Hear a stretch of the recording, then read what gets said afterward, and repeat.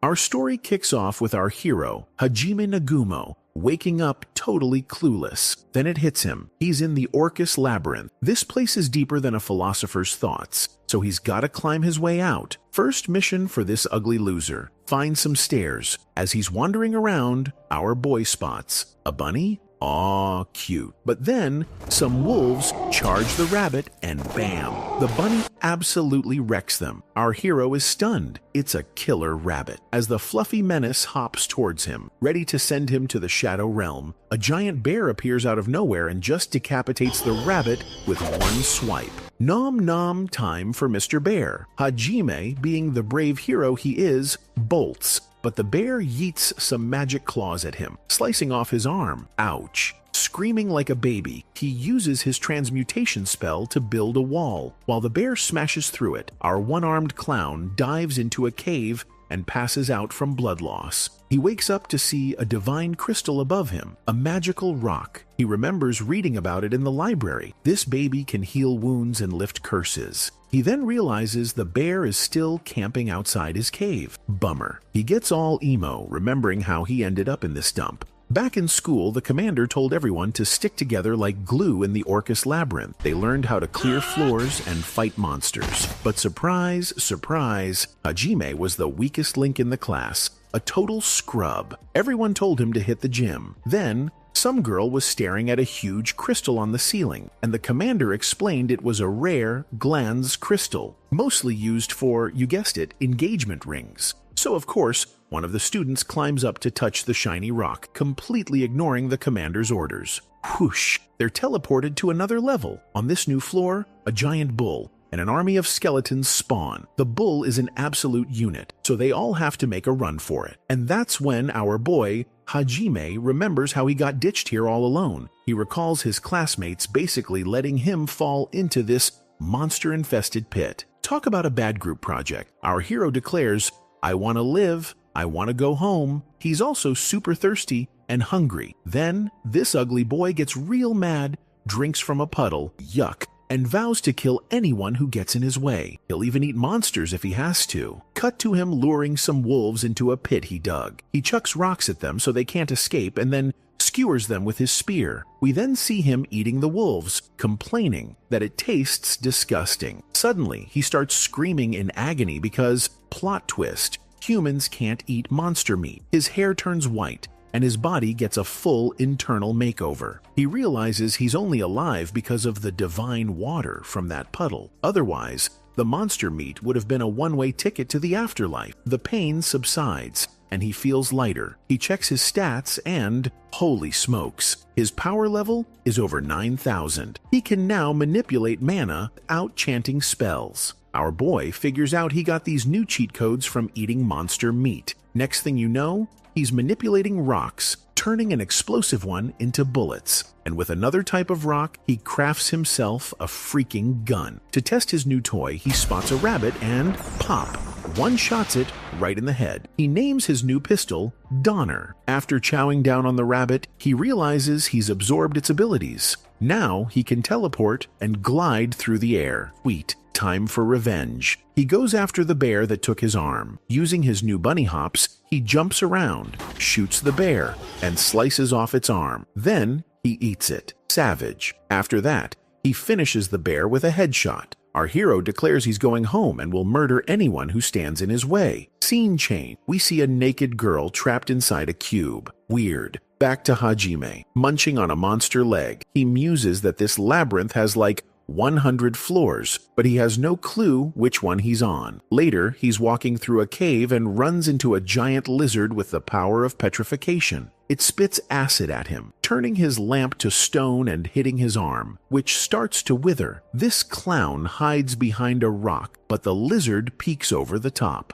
Surprise! He throws a flashbang and shoots it. We then see a montage of him wrecking monsters on various floors, collecting their magic plates. Meanwhile, his classmates, who actually escaped, are talking to the king. The commander tells the king about the Glanz crystal on floor 20, which was a trap that teleported them to what was probably floor 65. Pope Ishtar chimes in, saying, "Floor 65 is the deepest anyone's ever gone. After that, The king requests that they don't talk about the hero who died. Obviously, they're talking about our boy, since they think he's monster food by now. A girl named Shizuku flashes back to when they lost him. The teacher had told Hajime to hold a wall, but it crumbled under the giant bull's strength. His classmates started blasting the bull with fire, but then we see someone shoot Hajime, clearly trying to kill him. Another girl, Kaori, tries to help, but it's too late. The teacher just knocks her out cold to stop her. Back in the present, Shizuku is with Kaori, who's still unconscious. While training with her sword, Shizuku remembers a classmate telling the story Pope Ishtar shared.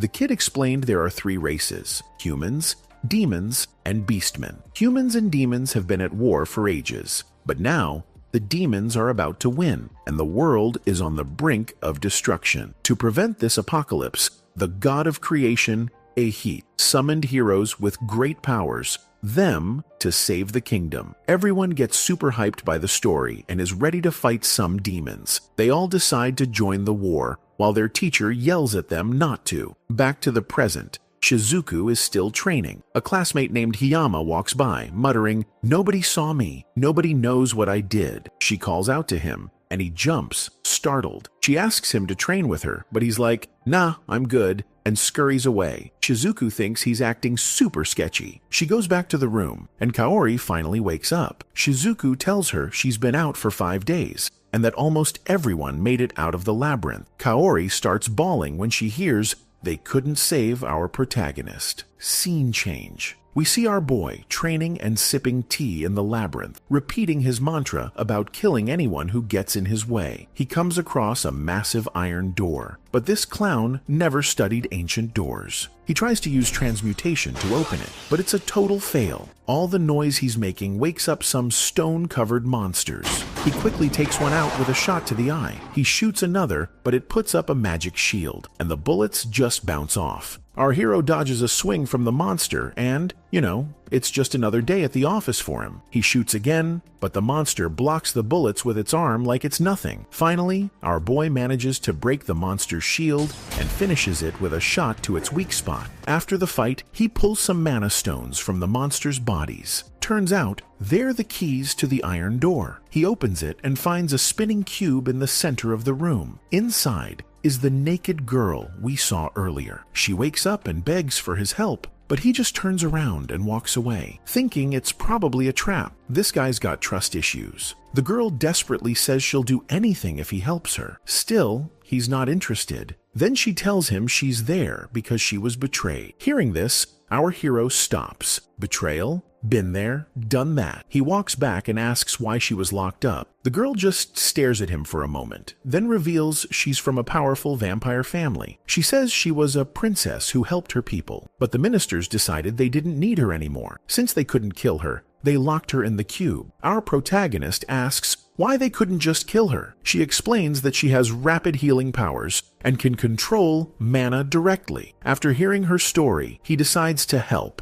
and tries to break the cube with his powers, straining himself to the limit. He manages to free her, but is completely exhausted from using almost all his power. He asks for her name. She says she doesn't want her old name and asks him to give her a new one. He names her Yue. He explains that when he saw her blonde hair and red eyes, she reminded him of the moon. Aw, how poetic for this ugly boy. Yue loves the name and gives him a hug, but the tender moment is ruined by giant spikes shooting out of the ground. Our hero, ever the gentleman, shields her and takes the spikes in his back. Yue pulls them all out. They look up and see a giant scorpion with glowing red eyes. He tells her to put on his coat and get on his back. The scorpion drops down, and Hajime opens fire, but the bullets do nothing against its tough shell. The scorpion shoots lasers from its pincers, which he dodges. He throws a bomb, but that doesn't work either. Then Yue looks at him and bites his neck to drink his blood because,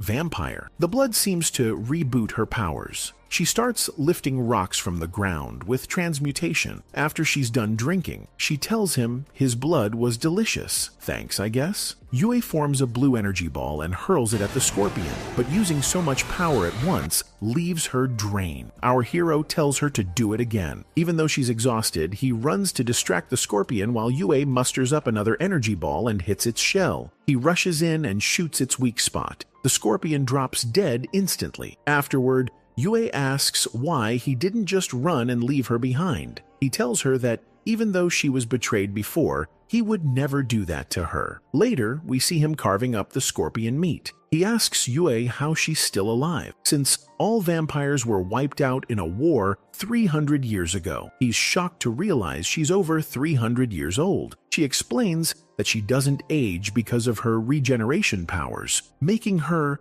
basically immortal. Yue tells him this labyrinth was built by rebels who betrayed the gods. They tried to destroy the world, failed, and hid in their labyrinths. She says the rebels now live in the depths of the Orcus labyrinth. In the next scene, our boy is showing Yue his new sniper rifle, which he names Schlagen. Seeing the weapon, she asks him how he ended up in the labyrinth and why he can manipulate mana. She keeps asking questions. Why he eats monsters, what happened to his arm. So he tells her everything, how the god Ahit summoned him, how his powers were trash, how a classmate betrayed him, and how he fell into the depths of the labyrinth. He explains that's why he started killing and eating monsters, which gave him his new powers. Yue starts crying over his sad backstory. He tells her he's not looking for revenge, he just wants to get strong enough to go home. Hearing this makes her sad because she has no home to return to, and then our hero offers to let her come with him to the human world. But then they hear a noise from behind the rocks. Cut to his classmates, who are training and vowing to get stronger to go back into the labyrinth. Back to Hajime and Yue. They're being chased by a stampede of dinosaurs. He's carrying her on his back, but she's surprisingly calm, not scared at all. He notices the dinosaurs all have flowers on their heads. Yue thinks they're cute. Our hero remembers seeing a dinosaur rubbing its feet in a field of flowers earlier. Yue suggests something is controlling the dinosaurs through the flowers. They fall into a hole and land in a cave. Yue bites him again for another blood snack, but Hajime spots more dinosaurs, so they run and hide in a secret cave, which he seals with transmutation. As they explore, they find green bubbles floating in the air. He puts up a protective wall, but then he sees Yue is paralyzed. She tells him to run. Suddenly, she starts attacking him with magic, which he dodges. He realizes the floating bubbles are what's making her attack him. A plant woman appears, holding Yue and forcing her to attack him. Yue apologizes, saying she can't control herself because she's under the plant woman's spell. Then, our hero gets a flower on his head too, but the flower on his head just withers and dies. He starts laughing. Thanks to all the monster meat he's eaten, the plant woman's mind control doesn't work on him. Still, Yue keeps attacking. She tells him not to worry about her and to just shoot, even if it kills her. He raises his pistol and fires, hitting the flower on her head perfectly. The bullet also rips off one of the plant woman's arms. After that, he finishes her off with a headshot, but then Yue gets mad and starts punching him because he didn't hesitate to shoot at her. Women, am I right? Later, our protagonist is eating some monster meat and offers some to Yue, but she's not having it. The only thing she wants is his blood. She takes off his coat, gets close, and starts drinking. Next scene, they're descending a staircase. He says they've finally reached floor 100 and need to be extra careful because this level is the most dangerous yet. They arrive at a giant door. He asks if she's scared. She says no because she's with him. Aww. They open the door and enter a huge hall with many towers. Yue says this is where the rebels are hiding. As they walk, a multi-headed dragon appears. One head breathes fire, another breathes ice. Our hero dodges. Yue flies up and unleashes a hailstorm while he shoots at the heads. They see a white head healing the others. He tells her to target the white one first. Yue attacks again, but it does nothing. He realizes a yellow head is for defense. Then, a black head gets close to Yue, and its power forces bad memories on her, nearly knocking her out. Just as the dragon is about to bite her, our hero saves her and throws a bomb. He creates a wall to hide behind. Yue wakes up terrified, having seen a vision of him abandoning her. He gives her a kiss and tells her they have to get out of there alive and go home. He says he's going to use the sniper rifle and asks her to cover him while he shoots, since he can only fire one bullet at a time. Yue starts blasting the dragon with magic, but the black head closes in to mess with her mind again. This time, though, she thinks about the kiss from our boy, and the dragon's power fizzles out. Nice! She keeps attacking, and the dragon tries the same trick on Hajime, but it doesn't work on him either. After that, our hero loads his rifle and snipes 2 of the dragon's heads clean off. Yue then unleashes a celestial blaze and completely obliterates the dragon, but she's totally drained. As Hajime approaches her, the dragon reappears, now even stronger, and blasts a massive beam from its mouth. Scene change. Hajime jumped in front of Yue, taking the full hit. He collapses, bleeding out as the dragon bombards him. Yue puts some divine water in her mouth and gives it to him, the anime way. She tells him it's her turn to protect him and grabs his gun. She runs at the dragon and shoots it in the eye, but it swats her to the ground. Hajime hears Yue crying because she can't help him. This clown gets up, picks her up, and tells her to drink his blood because he needs her power to win. He blows up the ceiling, trapping the dragon under the rubble. Yue unleashes another celestial blaze, finally destroying the dragon for good. After that, our hero collapses from exhaustion. Yue lies down with him, telling him he did a great job. He says she did too. Meanwhile, Professor Aiko is furious that Pope Ishtar sent the students back into the Orcus labyrinth. Inside, Kaori is still moping about Hajime's death. Her classmates try to cheer her up, but the commander tells them to get a move on. Cut to our boy sleeping in a bed, with Yue sleeping next to him. He wakes her up and she hugs him, relieved he's okay. After that, our hero asks where they are. She tells him they're in the rebels' hideout. Yue explains how they got there while he was knocked out cold. After the giant door opened, she carried him to this place, put him in bed, and gave him divine water. Then our boy asks the important question, why am I naked? Yue, they're ready to take down Behemoth. The whole squad, now powered up, attacks the giant bull and manages to break one of its horns. The bull leaps to attack, but a girl puts up a magic barrier. The bull's strength starts to crack it, but Kaori uses her powers to reinforce the shield. The bull stumbles, and everyone unleashes their powers, finally killing it for good. They're all hyped about their first real team victory, but Kaori is off by herself. Shizuku approaches her, but Kaori just lies and says she's not thinking about anything. Back to our boy. Oscar Orcus tells him he'll grant him his powers, hoping he'll use them for good. Then Oscar fades away, leaving Hajime totally confused. He gets a massive headache as new knowledge is basically downloaded into his brain. He tells Yue he's got a new skill, creation magic, which lets him make any object. He says he'll teach her how to use it. Later, our hero falls asleep while Yue practices her new powers. In another scene, while this ugly loser is taking a bath, a naked Yue casually walks in and joins him. He's like, I wanted to bathe alone, but then asks her to at least cover her chest. She tells him she wants him to look at her, but our boy gets all flustered. Yue gets right in front of him and says she's all his. She hugs him, but he's just a blushing mess. We see them spending time together, and he shows her the powers of the ring he took from Oscar's skeleton. Our hero has used his new powers to make himself a cool metal arm and some new weapons. Yue puts a patch over his missing eye. He offers her Oscar's ring, but she's not ready to use it yet. We see Yue feeding him, and then he puts the ring on her finger. Later, they're standing in the teleportation circle. He tells Yue they've been there for 2 months, and that he's now more powerful than anyone on the surface. He declares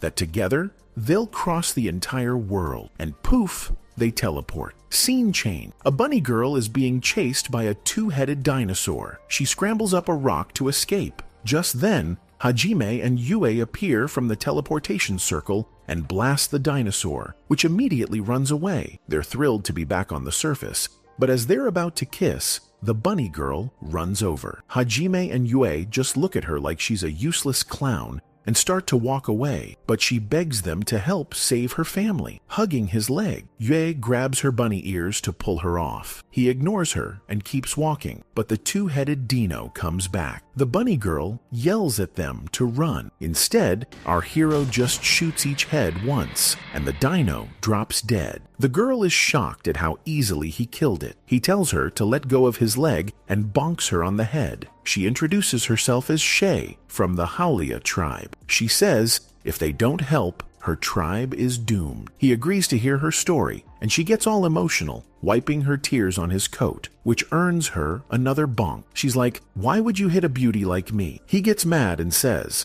"Don't even go there. Yue is 100 times better than you." Shay checks herself out and claims she has a better body than Yue. Big mistake. Yue gets pissed, her energy flaring, and tells the bunny girl to say her last words. Cut to Shay telling her story. She explains that demi-humans can't usually manipulate mana, but she can. She has special monster-like powers, including seeing the future, which is how she knew they were coming. After her story, our hero uses the ring to create a motorcycle. Shay begs him to save her tribe, but he's like, "What's in it for me?" Yue suggests they take her along as a guide. Shay gets excited and tries to hug Yue, who just freezes her solid with ice magic. Cold. Next, we see the three of them riding the motorcycle towards the tribe, which is being attacked by dragons. So, what does our hero do? He grabs Shay and yeets her into the air to bait the dragons, then shoots them all down. She complains that he's being too rough. After that, Hajime and Yue proceed to absolutely demolish all the monsters attacking the bunny tribe. Shay thanks them, saying her people can finally sleep peacefully. Our boy just says all he wants is to go home with Yue. The tribe members then ask Hajime and Yue to train them to be stronger. We see a training montage, but they're super weak and sensitive, getting emotional over a single flower. This clown gets fed up and tells them if they don't start hunting monsters, he'll hunt them instead. Later, Yue and Shay are sparring. Yue is winning, but Shay is thrilled she managed to land a single scratch. She runs to tell Hajime, then asks if she can join their journey because she's in love with him. Just then, the tribe members return, announcing they've killed all the monsters. Their voices are deeper. They've clearly leveled up. They arrive at a great, ancient tree and find a rock with Oscar Orcus's symbols on it. They figure it's another one of his labyrinths. Hajime uses the ring, and the rock lights up. He tells the tribe they've fulfilled their deal. He taught them to fight, so now he and Yue are going into the labyrinth alone. The tribe wants to come too, but he tells them they need to keep training. Shay then has a flashback to her mother, telling her about a new monster in the forest, a white shadow that disappears instantly. Her mom also said she would one day meet others with powers like hers. Back in the present, Shea is in the forest with Hajime and Yue. We see another flashback where Shea won a bet against Yue, which is why she's now allowed to travel with them. Scene change. Shea finds the labyrinth entrance. They hear a noise, and Hajime starts shooting, which scares Shay so much she wets herself. LOL. They find out the noise was from a stone tablet controlled by Milady Ryson. Shay smashes it with the hammer Hajime made for her. They walk down a hallway, but our hero steps on a pressure plate, and giant stone balls come rolling at them. Yue tries to use her magic, but it's nullified here. Hajime's bullets don't work either, but Shay's hammer smashes them easily. Next, saws pop out of the walls, but Shay manages to stop them. They realize the whole place is a death trap. After more walking, they end up right back where they started, where Shay had her little accident. Meanwhile,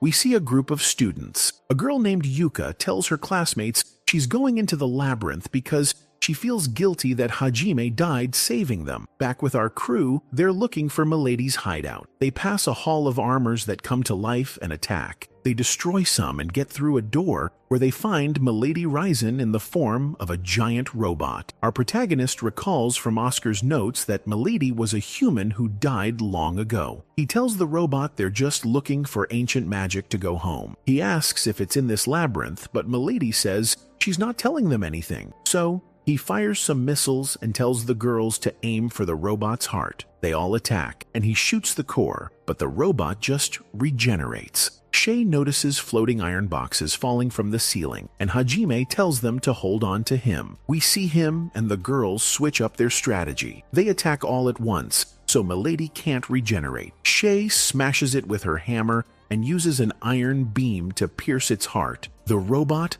finally dies. Yue gives Shay a pat on the head, since our boy never does, and tells her she did a great job. After this, Milady's robot starts sputtering some words. With its last breath, it tells Hajime to prepare himself, because the other gods are pure evil. Before disappearing, it says he will soon become the god-slaying demon. Scene chain: Hajime, Yue, and Shay enter a hall and find Milady Ryson again, but in a different body. Shay is pissed, thinking she was already dead, and whacks her with the hammer. Milady gives Hajime a ring for clearing the level, but he demands something more valuable. He picks her up and shakes her until a bunch of valuables fall out. As they're collecting the loot, Milady pulls a lever, flooding the room and washing them out. Shay is unconscious, so our hero gives her mouth-to-mouth. She wakes up, hugs him, and gives him a full-on French kiss. He shoves her off and throws her back in the water. Later, the three of them check into a hotel. The girls start arguing because Shay wants to sleep in the bed with Hajime. Yue asks Shay what her intentions are,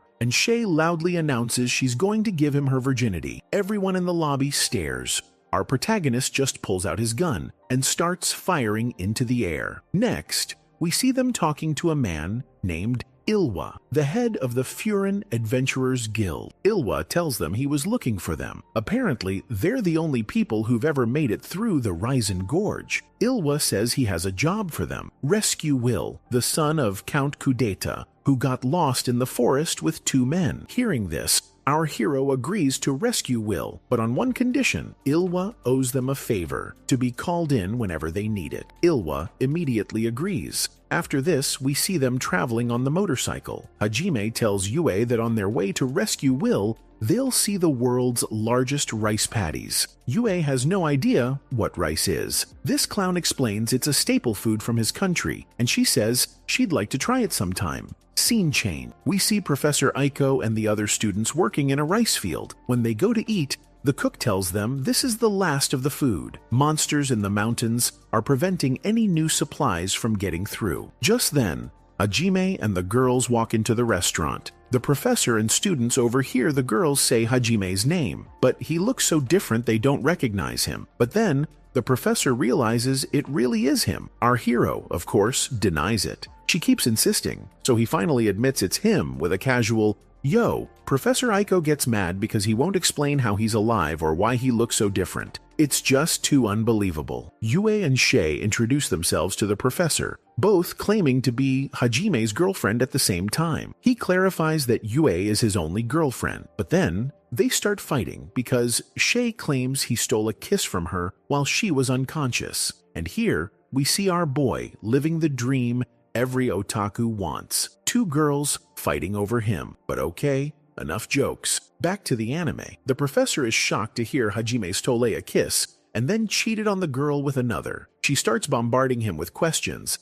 but he gives her super blunt answers. Then, a Knight Templar comes to their table and starts making fun of Shay's ears. Our hero instantly pulls his gun and shoots the guy in the arm. Yuka has a flashback to when he helped her in the labyrinth. The other girls comment on how Hajime seems tougher and more popular with the ladies now. Shay is sad about what the knight said, but Yue tells her that her ears are cute and fluffy, and that Hajime thinks so too. She reveals that he even pets them while she's sleeping. Hearing this, he gets embarrassed and annoyed at Yue for spilling his secrets. After this, Hajime tells Professor Aiko he won't say anything more about what happened in the labyrinth. Yuka realizes she never properly thanked him for saving her. Later, Professor Aiko is in her room, thinking Hajime has become too violent. She vows to bring him back to his classmates. Just then, our protagonist walks into her room and explains why he's not rejoining them. He tells her about the trials he faced, the powers he got from Oscar, and how he just wants to go home. The professor tells him Kaori is safe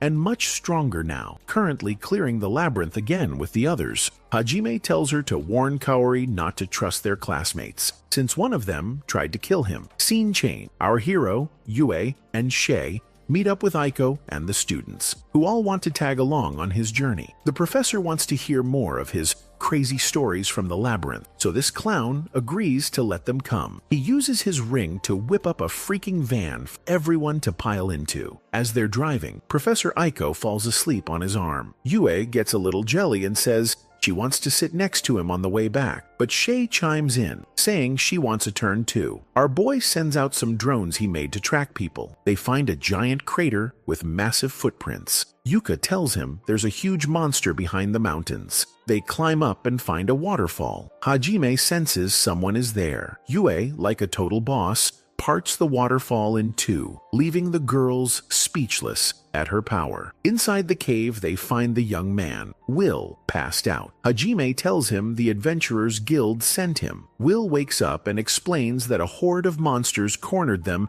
and killed his companions. He feels guilty for being the only survivor, but our hero grabs him by the collar and tells him not to feel bad for living. He needs to suck it up and move on. As they leave the cave, a black dragon attacks. Hajime creates a shield with his ring, but the dragon's power is intense. Yue blasts it, knocking it to the ground, and Shay follows up with a massive hammer strike. The girls think they won, but the dragon is totally fine and attacks again. Hajime shoots it, but the dragon fires a blast at Will. Yue throws up an ice shield to protect him. The other students try to help, but are completely useless. So, Hajime tells Yue to protect. He and the dragon have a classic power clash. Naturally, our boy wins, and the dragon hits the deck. He punches it in the gut, shoves a bomb in, and shoots it some more. He tries to trap it with a machine he creates, but that fails. Shay smacks it with her hammer again. Hajime figures out its weak spot is a scaleless patch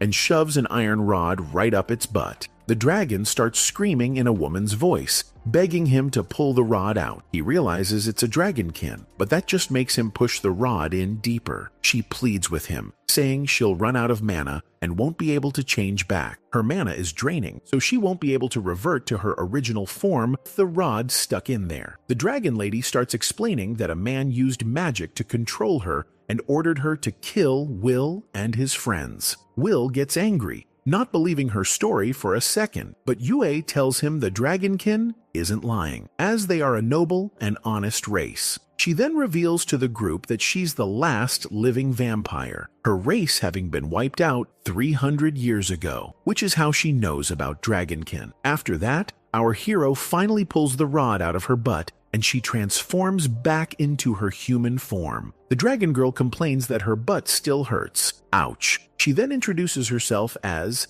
Tio. In the next scene, Tio is telling everyone that the man in the black cloak who manipulated her is building a monster army to attack the town. Hajime checks his drones and sees thousands of monsters heading their way, but he can't spot the cloaked man. He grabs Will since he promised to return him safely. He tells the girls they can stay, but asks the dragon girl to go warn the town. She whines that her butt still hurts too much, so this clown just drags her along. We see the giant monsters marching, following the man in the black cloak. Later, Hajime is talking with Professor Aiko. She begs him to help the town, otherwise the monsters will destroy it. Our hero hesitates, but finally agrees, saying he'll only do it because she asked. The professor gets all emotional hearing that. After that, Hajime starts using his magic, preparing for the monster army's arrival. We see everyone helping the townspeople, giving them food and evacuating women, children, and the elderly onto boats since they can't fight. Shay gets all pouty because the dragon girl is crushing on our hero and wants to feed him. He, of course, dodges that bullet. Later, Hajime is watching the man in the black cloak on his drones when Professor Aiko asks if she can help. He tells her everything is ready for the army and not to worry because it'll all be fine. Later that night, our hero is prepping his weapons when Yuka approaches to thank him for helping her before. This clown doesn't remember, so she explains he saved her back in the labyrinth. As she's leaving, he tells her she's got guts and to not die. After she's gone, the dragon girl pops out from behind a tree and asks to talk. He ignores her. Tio thinks he's playing hard to get to turn her on. Seriously. She then offers to join his journey, promising to give him her body in return. Meanwhile, Yue and Shay are watching from a distance. Shay calls Tio completely insane, and Yue agrees, but admits she could be useful in a fight. Later, our hero and the girls are waiting for the army. He tells the townspeople to fight for the goddess of agriculture, Professor Aiko, basically just to hype them up. Tio then announces that Hajime proposed to her because he gave her his ring. He corrects her, saying he just lent it to her to boost her dragon power. Then, The battle begins. Hajime and the girls unleash hell with cannons, machine guns, and tons of magic. Seeing they're winning, the townspeople start chanting the goddess of agriculture's name, much to Aiko's confusion. As the townspeople chant her name, we see Hajime and Yue laying waste to the army. The man in the black cloak sends his dragons after them, but our hero deletes them with ease. Tio hits her power limit, and the ring shatters, causing her to pass out. Hajime runs out of bullets, so he and Shay hop on the bike and charge into the army while Yue launches a dragon-shaped spell. He and Shay start wrecking monsters, giant pigs, gorillas, skeletons, and wolves. The gorillas start to flee, and Hajime finally reaches the man in the black cloak and lands a perfect shot. Scene change. Hajime and Shay are walking back, and he's dragging the cloaked man behind him. Professor Aiko tries to get him to talk. It's revealed the guy is Shimizu, one of her students. He confesses he did it all because the demons recognized his worth. He says he went to the mountains to catch a monster, but ran into demons and made a pact with them. The deal was to kill Professor Aiko. The professor, being too nice, forgives him. But at that moment, Shimizu grabs her and holds a poison-tipped needle to her neck, telling everyone to drop their weapons. Suddenly, a demon on the mountain fires a blast that pierces both Shay and Shimizu. As he falls, Shimizu stabs the professor with the needle. Hajime shoots at the demon, but it escapes on a dragon. Shay is on the ground, wounded. Our hero runs to give her divine water, but Shay tells him Aiko needs it first. The professor is turning blue from the poison, so our hero gives her the divine water mouth to mouth, making her blush like crazy. He then pours some on Shay's wound. Shimizu is on the ground, begging for help. Aiko asks Hajime to give him some divine water, as she swore to protect all her students. But our hero doesn't trust him and just shoots him. Scene change. The girls realize Hajime shot Shimizu because he wouldn't have survived anyway, even with the water. He did it so Aiko wouldn't blame herself. We see Aiko at Shimizu's grave, looking at the sky. Later, a group of men has a little girl locked in a box. Hajime and the girls arrive at a hotel. He hands Will over to his father. Later, he's in the room with Yue, Shay, and Tio. Shea reminds him he promised to show her the cool spots in the city of Furin. But our hero is distracted, watching some shady guys in an alley. Tio falls asleep and dreams of her village burning when she was a child. Her father tells her she must survive. The dream shifts to her as an adult, telling her people their lives will change as they're constantly being attacked for being dragonkin. Yue wakes her up to go shopping. After that, Hajime is showing Shay around Furin. She tells him she's enjoying their date. They go into an aquarium and see a talking fish with a human face. What is this, SpongeBob? Our hero tells it his tragic backstory about eating monsters to survive in the labyrinth. The fish, named Remia, starts crying. Hajime helps it out of the tank and releases it into the river. As thanks, Remia tells them that when it was captured, a little girl was also taken and locked up. It warns them about a criminal gang in the city that kidnaps and sells people as slaves. Meanwhile, Yue and Tio are fruit shopping. Tio asks if it bothers her that Shay is on a date with Hajime. Yue says she doesn't mind because Shea is a good person. Later, Hajime and Shay are walking, and she asks if he minds Tio tagging along everywhere. He says Tio's not a bad person, just a bit of a pervert. Suddenly, our hero senses something wrong in the sewers. We cut back to Yue telling Tio that Shay loves Hajime, but she loves Shay too, because she's so sweet. Scene change. Hajime is carrying the little girl who was in the box. Shay says the girl is from the Western Seas and belongs to the only protected demi-human race. The girl wakes up and says her name is Mew. Later, Mew is taking a bath with Shay looking after her. Hajime comes in and starts drying the girl's hair. Shay is surprised at how good he is with kids. The girl tells them that bad men separated her from her mother. Hajime tells Shay these must be the same guys the fish mentioned, meaning they were going to sell her as a slave. He tells Mew they'll take her to the city guards to help her get home. But the girl wants to stay with them, calling them her big brother and sister. Our hero leaves her anyway. He leaves the girl with the police, and she's left crying as he and Shay walk away. Cold man. As they're walking, They hear an explosion at the police station. They rush back to find it destroyed. The criminals left a note saying if Hajime wants the girl back, he has to hand over Shay. They meet up with Yue and Tio and go after the girl. The four of them start tearing through the bad guys across the city. Shea and Tio rescue more kids the gang had locked up in the sewers. Meanwhile, the boss has Mew again and is about to hit her with a club, but our hero swoops in, kicks the guy, and shoots him. Mew sees her savior and runs to hug him. He picks her up and flies into the air. From above, they watch Yue destroy the criminal's hideout with her dragon-shaped power. Hajime brings Mew to Yue and introduces her as his girlfriend. Yue hugs the little girl and tells her she did a great job. Hajime tells the girl his name, but she hugs him and says she's going to call him Papa since she's never had a father. He tells her not to, but she insists. Then Yue, Shea, and Tio all tell him they want to have a baby with him, and suddenly, things get incredibly wild. Later, Shay is on the bike, with Hajime following in the van with the other girls. Mew tells him she wants to ride a motorcycle like Shay. He says he'll teach her some other time. Suddenly, Tio starts making weird noises, saying how much Hajime turns her on by being such a good father. Miyu tells him, Papa, Big Sis Tio is making strange noises. Yue just tells her to ignore it. They arrive in a town called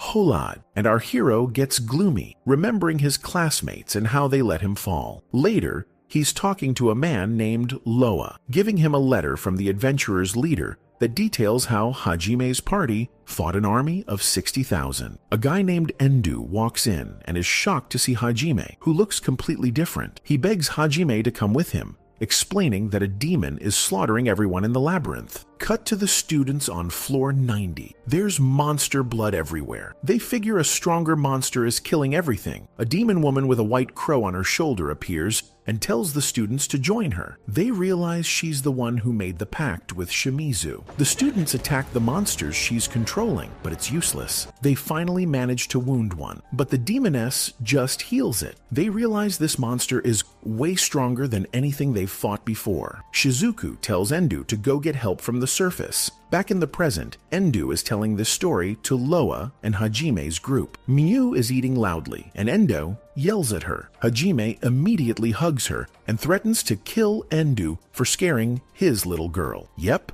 this clown is officially attached. Yue, Shay, and Tio are stunned to see him embracing his new role. He's really taking this dad role seriously. Back in the labyrinth, the students are still fighting. The demoness sends monster cats to attack. One of them guts a student named Suzu, who drops dead. A guy named Kuki falls to his knees in despair. Shizuku slaps him to snap him out of it so they can escape. We learn that before Endo came to the surface, he went to warn Commander Meld on floor 70, but a demon followed him there, killed a guard, and started fighting Meld, forcing Endo to teleport away to get help. In another scene, the students are running from the demons when a badly wounded Commander Meld appears, but the demons are right behind him. They run him through with a sword, and he dies, apologizing to the students. Kuki gets enraged, his armor glowing with mana. Shizuku warns him not to use all his power, or his body won't handle it. Kuki kills a monster and manages to wound the demoness, but he can't finish her. She summons another monster that attacks him. Back in the present, Endu is begging Hajime to help his classmates.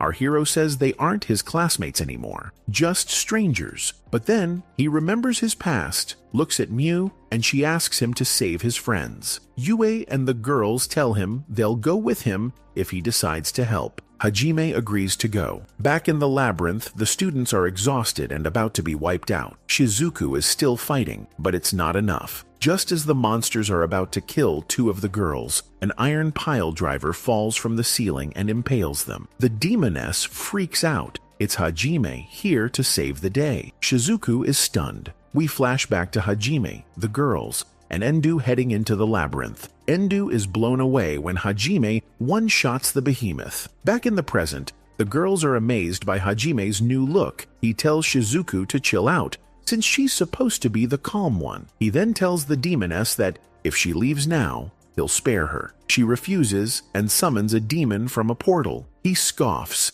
calling it kid's magic. Hajime starts slaughtering the demons while his former classmates watch in disbelief at how strong he's become. The demoness sends wolves, but he kills them just as easily as the pig-faced monsters. A turtle monster appears and fires a blast at him. He puts up a shield with his ring, which reflects the attack right back at the demoness. She hits the ground, and when she tries to heal, she realizes the blast killed her white crow, her personal healer. Endu tells the others that this guy is Hajime, but they can't believe it, remembering him as the weakest kid in class. Yue asks Hiyama if he's going to try to kill Hajime again. The guy panics, wondering how she knew. Yue then opens a dark portal and sucks all the monsters into it. Shay starts smashing the remaining ones with her hammer. The demoness sends a snake next, but our hero creates a sword with his ring and tosses it to Shizuku. She slices the snake into 4 pieces. Shizuku is blown away by the sword. It's super light and sharp. Hajime tells the demoness to just give up, but she unleashes her final attack. Everyone thinks he's toast, but nope,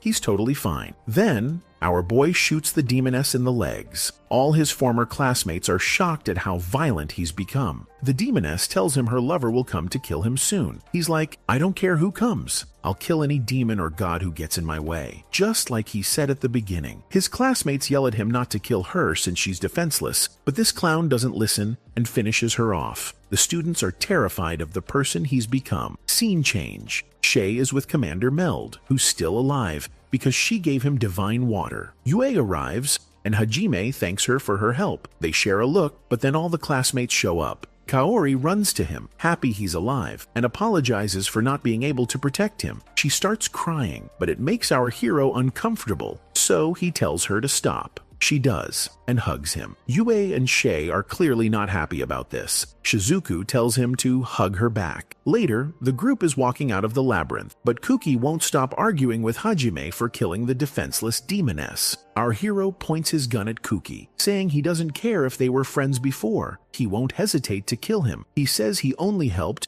because he owed a favor to Kaori. After that, they exit the labyrinth to find the entire kingdom's army waiting, thinking they'd need more help. Later, Hajime is with Miu and the girls when Kaori approaches and confesses her love for him. He tells her he's in love with Yue, but she says she wants to join their journey anyway. Yue, surprisingly, says Kaori can come, confident that Hajime only has eyes for her. Then Kaori grabs our hero by the collar, demanding to know why the little girl calls him Papa. He tells Yue it's a bad idea to bring Kaori along. Yue insists it's a great idea since they'll be stronger together. Scene change. Shizuku tries to return the sword, but he tells her to keep it since she helped him out. They share a moment, but then Yue and Kaori show up, so they awkwardly say they were just talking. Later, as Hajime's group is about to leave, Kaori says goodbye to Shizuku and her friends. We see them in the van, and our hero declares he'll find his own way and kill any enemy, even if they're goddesses. We flash forward to him fighting a goddess, remembering his vow and shooting her. Back in the present, the students return to the kingdom and are greeted by Princess Liliana. They recount their ordeal to the others. Liliana asks Shizuku where Kaori is, and she explains that she left with Hajime. Liliana then asks about him, and Shizuku says he's changed a lot, lost in thought about him. Later, our hero and the girls are driving through a desert. Kaori tells Miu that Papa Hajime is amazing, but our boy snaps at Kaori, telling her only Miu can call him that. Yue and Kaori start arguing over who knows him better. Kaori claims she does because they were classmates, but Yue fires back that she knows what he likes in bed. Oof, burn. Miu jumps in, telling her big sisters to stop fighting. Shay gets annoyed and yells at them not to fight in front of the kid. Tio then casually rests her chest on Hajime's head and points out giant sandworms ahead. As the worms chase the van, he tells Tio to get her boobs off him, but then Kaori puts her face in his lap. Yue and Shay immediately start yelling at Kaori for trying to make a move. The girls all start fighting over him. This clown finally whips out the van's big gun and blasts the worms. Afterwards, they spot a man lying on the ground. They get out and see he's suffering from mana overload. Kaori uses the ring Hajime gave her to drain the excess mana, but says it's only a temporary fix. The man wakes up, sees Kaori, and thinks he's died and gone to heaven because he's looking at a goddess. They take him into the van, and he introduces himself as Bize, son of the Duke of Ankaji. He explains that his town is in trouble. A poison in the water is causing people to collapse from mana overload. The young man explains the only cure is a crystal called Stillstone, found in a volcano. But anyone who tries to get it collapses from the poison. Bees begs Hajime and the girls for help. Mew looks at our hero with puppy dog eyes and asks him to help the nice man. He agrees, and the girls get excited for a new adventure. Scene change. We meet the demon general Fried and Mikhail. They're pissed that an army of 60,000 monsters was defeated by our hero, who also killed the demoness Katlia. Fried declares he's going to the volcano to get new magic to become stronger and avenge Katlia. Back with our crew, they arrive in Ankaji. It's a beautiful town, but the streets are deserted. They go to the Duke's palace, and everyone is amazed when Yue uses her powers to create a whole new, unpoisoned river. Exhausted, she bites Hajime's neck for a blood refill, and they share a kiss. Suddenly, our hero detects something and starts throwing bombs into the river. A water monster emerges, the source of the poison. It shoots water jets, but Yue freezes them solid, and Tio follows up with a fire blast. Hajime shoots the monster, and it disappears back into the river. The Duke thanks them profusely, but our boy tells him he'll be sending a bill for his services later. In the next scene, Kaori is tending to the sick. The Duke announces that the river is clean and that Hajime's party is going to the volcano, and the girls are heading to the volcano to find the Stillstone and cure the sick. As they're about to leave, Kaori tells Hajime she's staying behind to look after the sick and Mew. But then Mew asks if he's going to kiss Kaori like he kissed Yue at the river. Kaori gets flustered, grabs our hero by the collar, and demands to know why he kissed Yue when they were just working. Yue just licks her lips smugly. Scene change. Hajime and the girls arrive at the volcano, feeling the intense heat as they climb. At the entrance, he asks if they're ready. They all say yes. Inside, they find a few Stillstone crystals, but not enough. He says they need to go deeper. Soon, they run into a monster that spews lava at them. Yue opens a dark portal and makes the lava vanish. Shay smashes the monster with a new hammer Hajime made for her. They find a cave full of Stillstone, but he tells them they have to clear the labyrinth to get it. The heat starts getting to Shay, and Yue tells her to control her mind. But then, Yue starts hallucinating too. Our hero decides they need a break. In a cave, he asks Yue to make an ice block, since the heat is messing with their heads. As she does, Tio opens a portal that blows cool air. She explains the heat is a trial, a common feature in these labyrinths. But our protagonist gets distracted, staring at Tio's chest. Then, he notices Yue's shirt button has popped open, and she asks him to wipe her sweat. Later, they're on a boat he made, going down lava falls. Yue uses her powers to steer. They reach the Guardian's lair and are immediately attacked by fireballs. Our hero and the girls dodge the attacks. Lava serpents appear, breathing fire. He loads his guns with special bullets and starts blasting them. The girls join in, but the serpents just keep respawning. They realize they have to destroy the crystals on the walls to stop them for good. Tio and Shay use their powers to destroy more monsters, but tell Hajime they expect our ward later. He gets all flustered and tells Yue he has no idea what they're talking about. But Yue just says she wants her reward too, and unleashes lightning that fries several serpents. Tio and Shay get bummed that Yue is winning the battle for the reward. He keeps shooting, but then a blast hits him from above. The girls scream in panic. We see our hero falling into the lava, but Yue catches him with her magic. She gives him divine water, but he doesn't wake up. She flashes back to when he saved her, and when they fought the Hydra. Tio yells at her to look up as lightning rains down on them. They put up power shields. They hear a voice, and looking up, they see the demon Fried Bagua with a bunch of dragons. Fried explains he killed Hajime because he was too big a threat to the demons, having learned too much of their magic. He had learned too much about demon magic. But just then, our hero wakes up and tells the demon to have some manners and introduce himself properly. The girls are overjoyed that he's alive and well. The demon states his name and declares he's a follower of God who will kill anyone in his way. Our hero retorts, "Hey, that's my line," and opens fire. The demon puts up a shield, blocking the attack. Freed teleports behind Hajime and blasts him again. The girls defend against the other monster's attacks. Tio has another flashback to her village burning. Her father tells her the dragonkin must hide because they're being hunted. She asks if they'll have to hide forever, and he says only until the right time comes. Back in the present, Hajime is holding back the demon's power, using his ring to create multiple shields. The demon is shocked when Tio transforms into a massive black dragon. He scoffs that dragonkin are extinct, but she blasts him with a powerful breath attack. Freed's dragon counters with its own, and the two beams collide. The dragon breaths collide in a massive explosion. Our hero appears behind the demon and shoots, shattering his shield, then follows up with a sword slash. The demon panics as Hajime keeps attacking. Tio overpowers the other dragon, which flies away. Just then, our protagonist runs out of mana and starts to fall toward the lava, but Tio catches him and brings him to a safe rock. The demon, realizing they're too strong, uses his power to make the volcano erupt. Hajime knows they're out of time. He gives his ring to Tio and tells her to get back to the town, while he and the other girls stay to fight the demon. He asks her to tell Kaori and Miyu he'll be back soon. Tio flies off, dodging dragonfire and unlocking a new ability. She makes it out of the volcano, confident they can defeat the demon. Meanwhile, Shizuku is training with the sword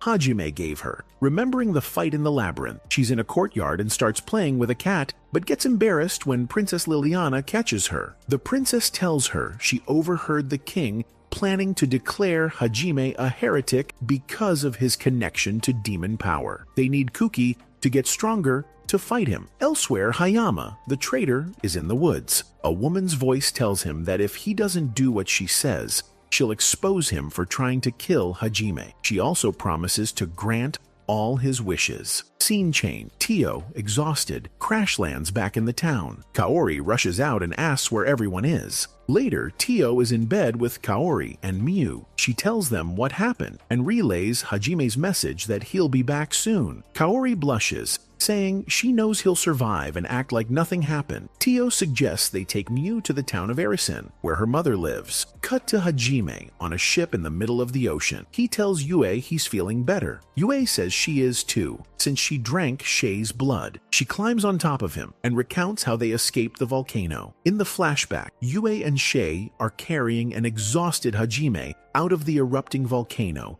just as the lava is about to get them. They enter a hidden chamber where he says they're safe. A magic circle appears and activates. Yue touches a written message, and a wall opens, revealing a medallion for spatial magic. She says they aren't ready to use it yet. Hajime says they'll escape in a ship he built. He creates a barrier to protect them from the heat as they board. On the ship, he loses control and tells them they'll just have to go wherever it takes them. The girls hug him, vowing to stay with him to the end. The volcano launches the ship into the sea. Sharks attack, but Hajime destroys them with the ship's guns. More sharks come, but they're out of ammo. He tells Yue to drink his blood, but she says she can't drink any more from him because he's too weak. A offers her blood instead. Back in the present, Shea is recovering in bed. Hajime and Yue are lying naked on the deck of the ship. She tells him she drank a lot of blood, so Shea will be out for a while. But just then, Shea appears and gets angry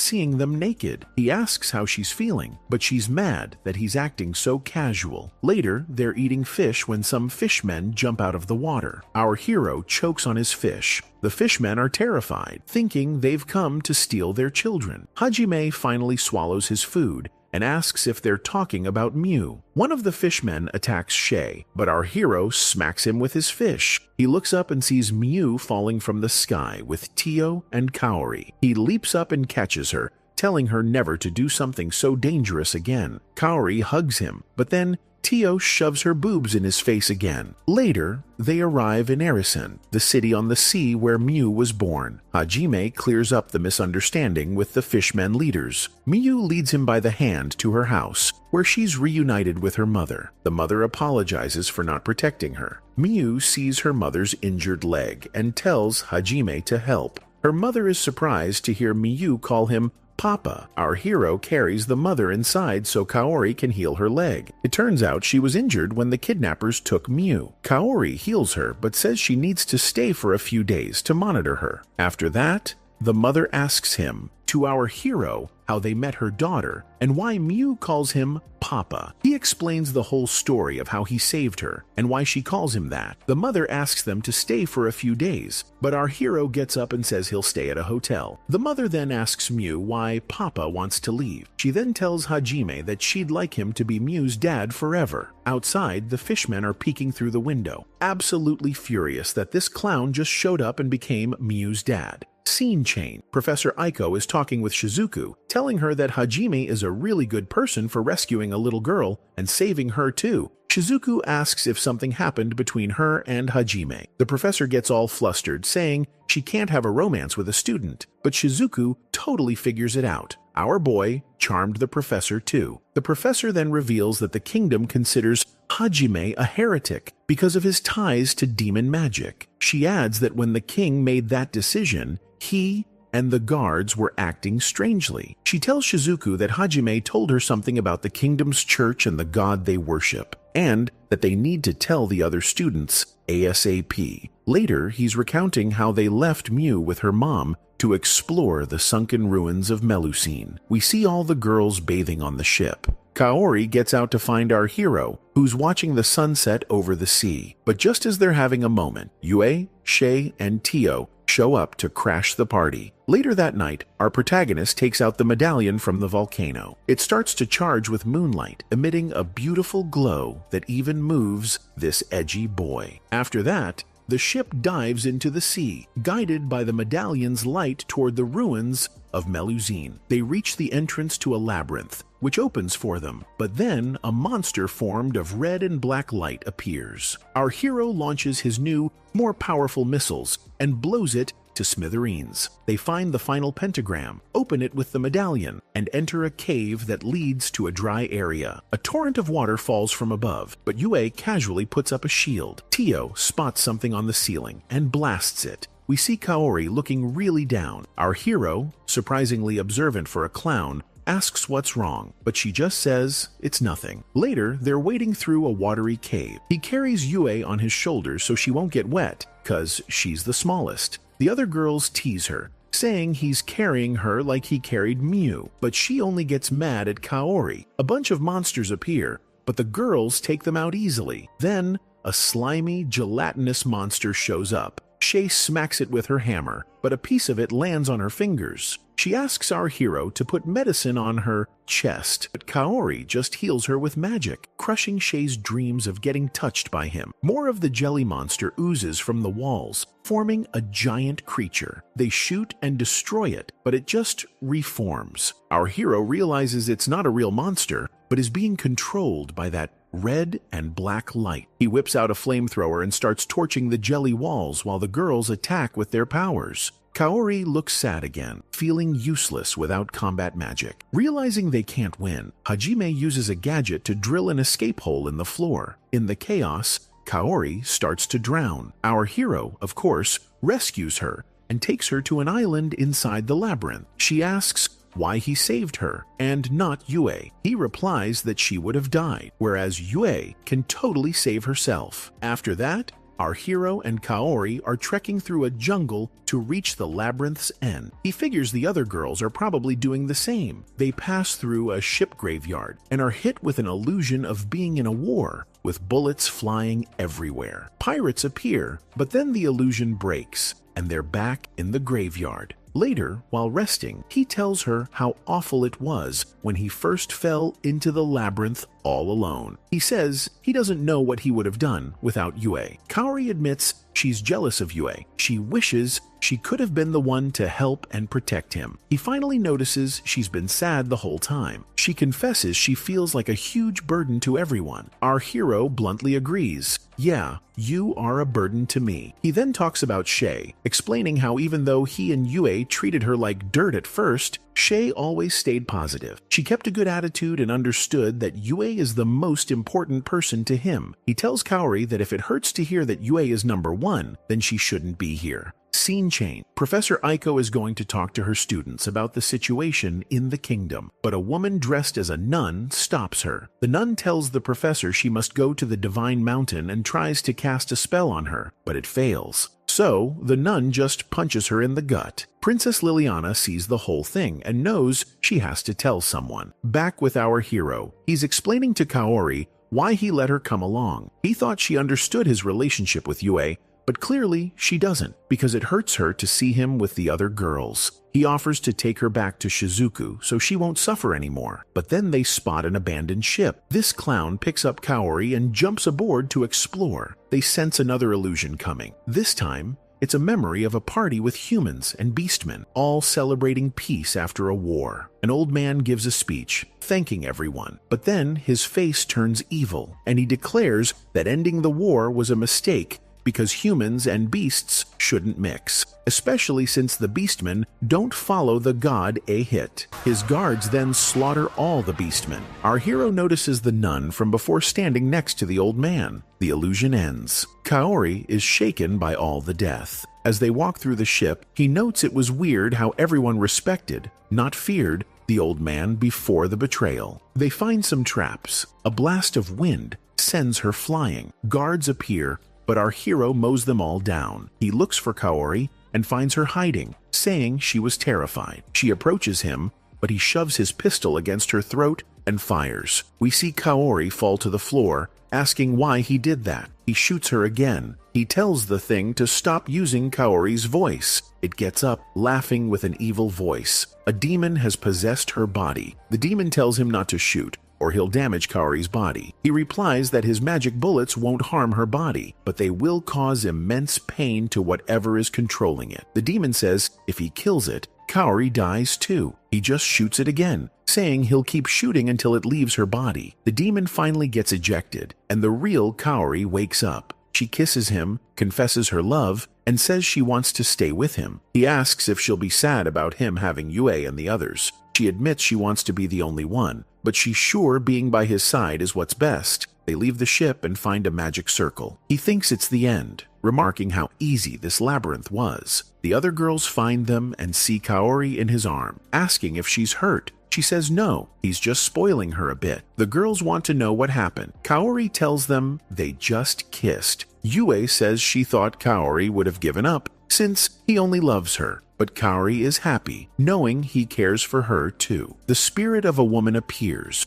warns them not to follow the gods, and leaves a coin as a prize before vanishing. A huge wave crashes over them, and the giant jelly monster returns. Our hero remembers they used fire last time, but now they're underwater. The monster starts pounding on Yue's magic barrier. He tells the girls he needs time to prep a big attack. Suddenly, the fish with a human face, Remia, shows up and leads an army of fish to attack the monster. Our hero is stoked to see his old friend. Remia says it'll distract the monster for a few minutes. The fish greets Shay and explains it sensed a huge magic power nearby and came to help. Hajime then launches his new missiles, which stick all over the monster's body and then detonate in a massive explosion. Scene change. The students are worried about their professor. Aiko went to the Divine Mountain days ago and hasn't returned. Commander Meld arrives and the students tell him something is fishy. The professor, guards, and other people from the kingdom have all vanished. We then see her locked in a cell on the Divine Mountain, with the nun watching her. Back in Erisen, Miu wakes up our hero, who's sleeping with Yue. The little girl asks why they're always naked. Yue just says she'll understand when she's older. They go to get Shay and Kaori for breakfast, who tell them to put some clothes on in front of the kid. At the table, our hero thinks that since it's been 6 days, it's time to leave. Later, the girls are playing with Miu on the dock while he preps ammo. He knows he has to tell Miu they're leaving, but dreads making her sad. He remembers Professor Aiko's warning not to let his power turn him into a lonely person. Miu's mother, Remia, comes out of the water and thanks him for spending time with her daughter and caring about her happiness. He admits he doesn't know how to break the news to Miu. Remia assures him Miu will understand and offers to make a special farewell meal. Yue and Kaori notice them talking closely and come over to eavesdrop. After that, Ramiya and the girls start playing around, throwing their swimsuits at our hero. But in a different scene, he tells Mew they have to leave soon, and the little girl immediately starts crying. He promises he'll come back to visit and show her his hometown. Mew asks if her mom can come too. He awkwardly says yes, if her mom wants to. Ramiya chimes in that she'd love to go with her husband and daughter. The girls are shocked she called him husband. Later, they're saying their goodbyes. Mew gives Hajime and the girls good luck charms. Scene change. Princess Liliana is running through the city to warn her friends. On the Divine Mountain, the nun has the kingdom's guards under her spell. Aiko asks what she plans to do to her students. The nun replies that everything will be as her leader wishes, adding that she's waiting for our hero. We see the demon freed Bagua with a massive monster army ready for battle. In the kingdom of Hylie, Commander Meld says something is wrong at the castle. The guards and people are acting strange. A guy named Jose tells him he saw a large number of guards being enchanted. Meld tells him to find all the mages who know dark magic and prepare a counter spell. Jose asks if he'll tell Kuki and the others, but Meld doesn't want to worry them. The commander writes letters to the Duke of Ankaji and our hero to warn them. There's a knock. It's Hayama, the traitor. He says he has something important to tell him. Hayama is acting super shifty when there's another knock. It's Jose with a report. Hayama says he'll wait outside, but then Jose attacks the commander, who dodges. Meld realizes Jose is enchanted. He turns to Hayama, who's cowering on the floor. As Jose is about to kill him, Meld intervenes, noting Jose is stronger than before. He tells Hiyama to run, but Hiyama stabs him in the back. Later, Shizuku, unable to sleep, goes to her friend's room. They're all worried because a group of guards has disappeared. Back to the fight, Hayama is about to stab the commander again, but Meld uses his swift hammer ability, creating a whirlwind that slams them against the walls. Two more enchanted guards join Jose to fight Meld, but he defeats them. Hayama complains that it took a lot of effort to enchant Jose, only for him to be beaten so easily. Meld says it's because he has more experience in human-on-human combat. But then the guards and Jose get back up, completely unharmed. Hayama gloats that they can't die while under the spell. More guards flood the room, surrounding the commander. He finds it strange that with all this noise,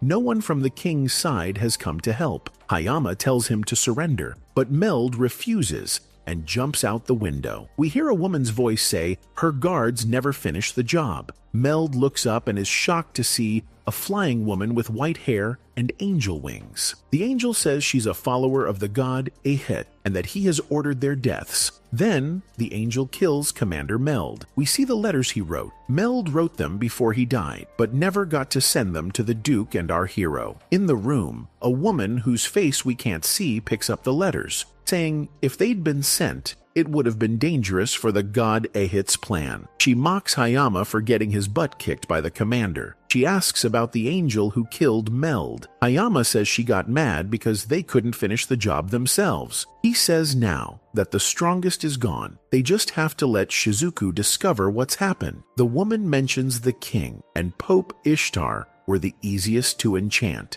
Scene change. Our hero and the girls are in the van. He asks to see the amulet Mew gave them. On the road, they see bandits attacking a magic barrier with people inside. Our hero notes that no normal human could maintain a barrier for so long. Whoever it is must be powerful. Just then, the girl using the magic gets tired, and the barrier drops. He floors it to save them, pulling out a massive gun and opening fire. Kaori gets out to heal the wounded while he continues to shoot. Princess Liliana runs up to her. It turns out she was the one who made the barrier. As Kaori and Liliana are talking, our hero walks over. The princess looks at him and asks if he remembers her. She says Shizuku told her how he survived the labyrinth and that Kaori was worried sick the whole time. Kaori gets embarrassed. Our hero then asks, "Who are you?" The princess bursts into tears because he doesn't remember her. Kaori explains she's Princess Liliana, the king's daughter. He asks what she's doing here. She stops crying and tells him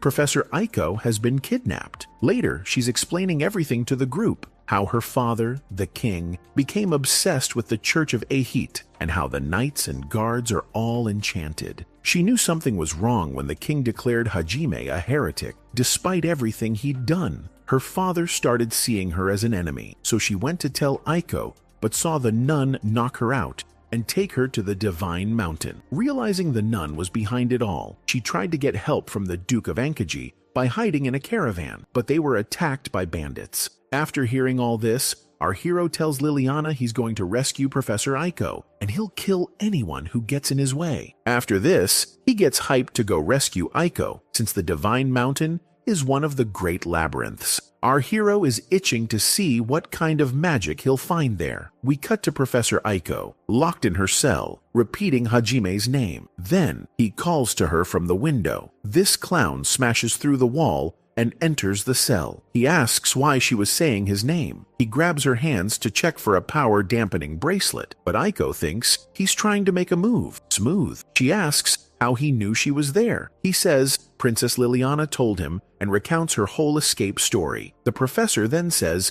she understands why he killed Shimizu. He would have died anyway, and Hajime did it so she wouldn't feel guilty. She apologizes for making him do it. As they're about to leave, they hear a loud noise. Our hero recognizes it as the sound of demons attacking the kingdom. They see a bright light, and when they look up, it's the angel who killed Commander Meld. The angel introduces herself as Noin, follower of the god Ahit, and says she's here to kill him. Obviously, scene change. Yue, Shay, Kaori, and the princess are running through the castle looking for Shizuku when they hear a crash and glass shatters. The princess says the monsters have broken the magic barrier protecting the city, so they're about to invade the kingdom. Yue gets pissed, remembering how the demon freed almost killed our hero. She and Shay declare they're going to fight the demon and his white dragon. We see the monsters and demons attacking the wall. Yue and Shay find Tio watching them approach. Our boy calls Tio using the charm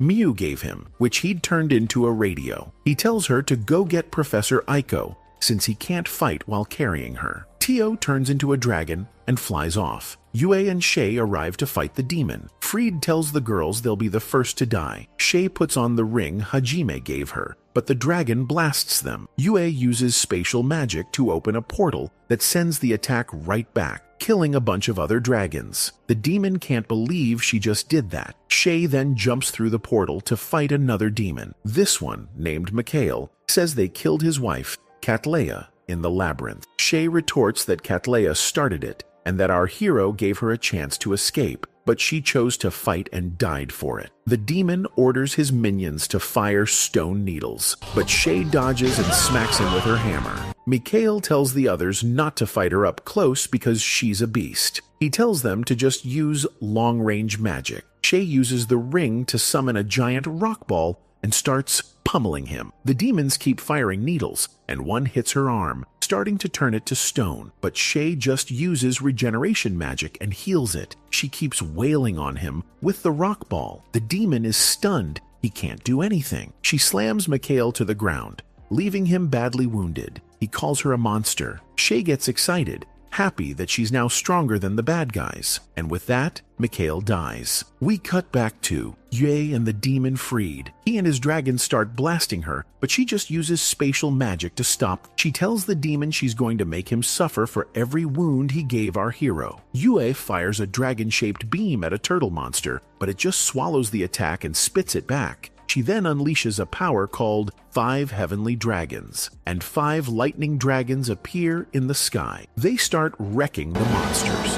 Fried gets furious and hits Yue with a Void Fissure attack, which explodes everything around her. She's injured, admitting demon magic is crazy powerful. The white dragon appears and impales her through the chest. The demon thinks she's dead, but she uses a restoration power that slices through both him and the dragon. He realizes he can't beat her and flees. Scene change. Our hero is carrying Professor Aiko while fighting the angel woman. She turns her feathers into spears, but he dodges them all. She notes how strong he is and says he doesn't deserve to be a follower of Ahit. He shoots back that he doesn't want to follow some attention-seeking crybaby. The angel tells him not to try and anger her, as she has no emotion. She then blasts him with fire, but he puts up a shield. He feels his power being drained, and the angel says it's probably Pope Ishtar's doing. She says the god Ahit wants him dead because he's overcome every obstacle, gaining power and allies. So, Ahit wants our hero to suffer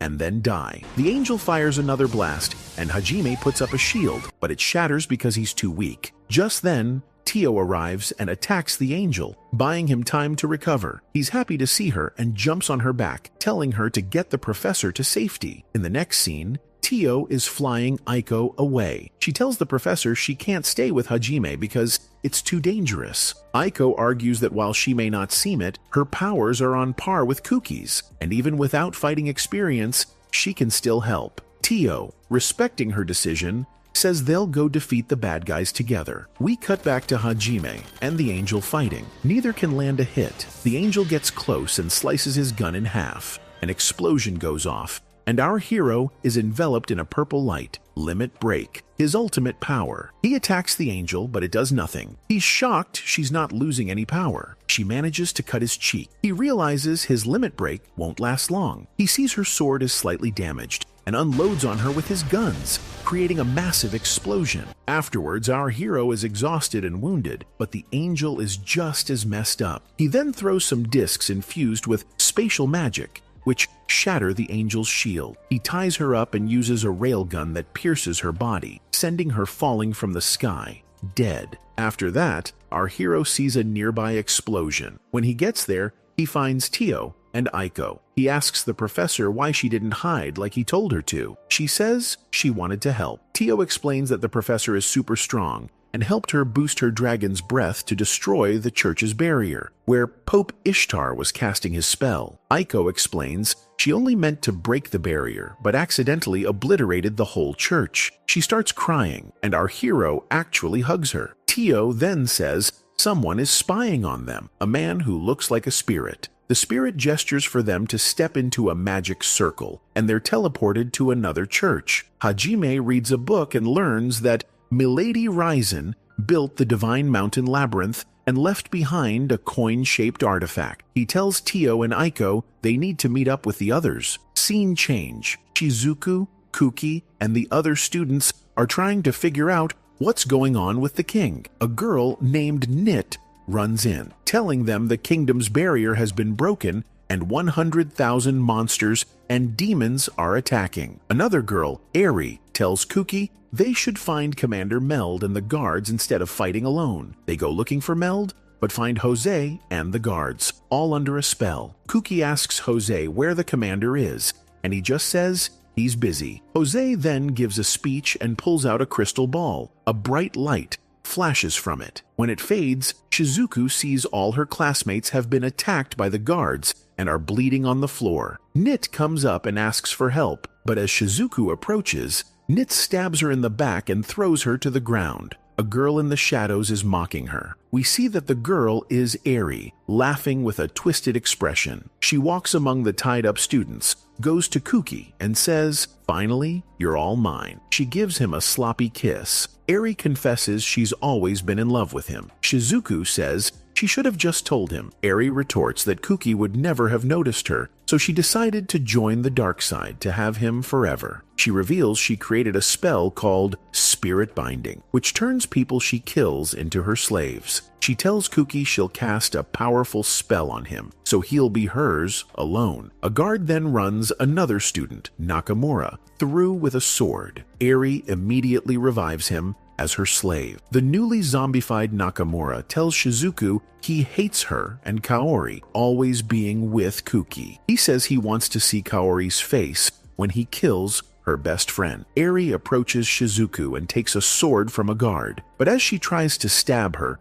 a magic barrier appears over Shizuku, blocking the blade. The barrier explodes, sending Eri and Nit flying. It's Kaori. She uses divine shackles to trap Nit. Eri is furious, but Kaori starts healing her wounded classmates. Princess Liliana shows up to hold off the guards while Kaori finishes her spell, but a guard gets behind Kaori. Just as he's about to break her barrier, Hayama appears and kills him. Looks like he's not a bad guy anymore. The The princess sees Hayama is badly wounded, but he just shoves her aside, goes to Kaori, and stabs her. Kuki gets so enraged he almost breaks his bonds. Kaori finishes her healing spell, curing everyone. She says she won't give up and thinks of our hero. She starts to heal herself, and a body forms from the sword, but Hayama stabs her again. Kuki finally breaks free, grabs his sword, and screams that he'll never forgive Hayama as he starts killing the guards. The other students get free and join the fight. The guards surround them,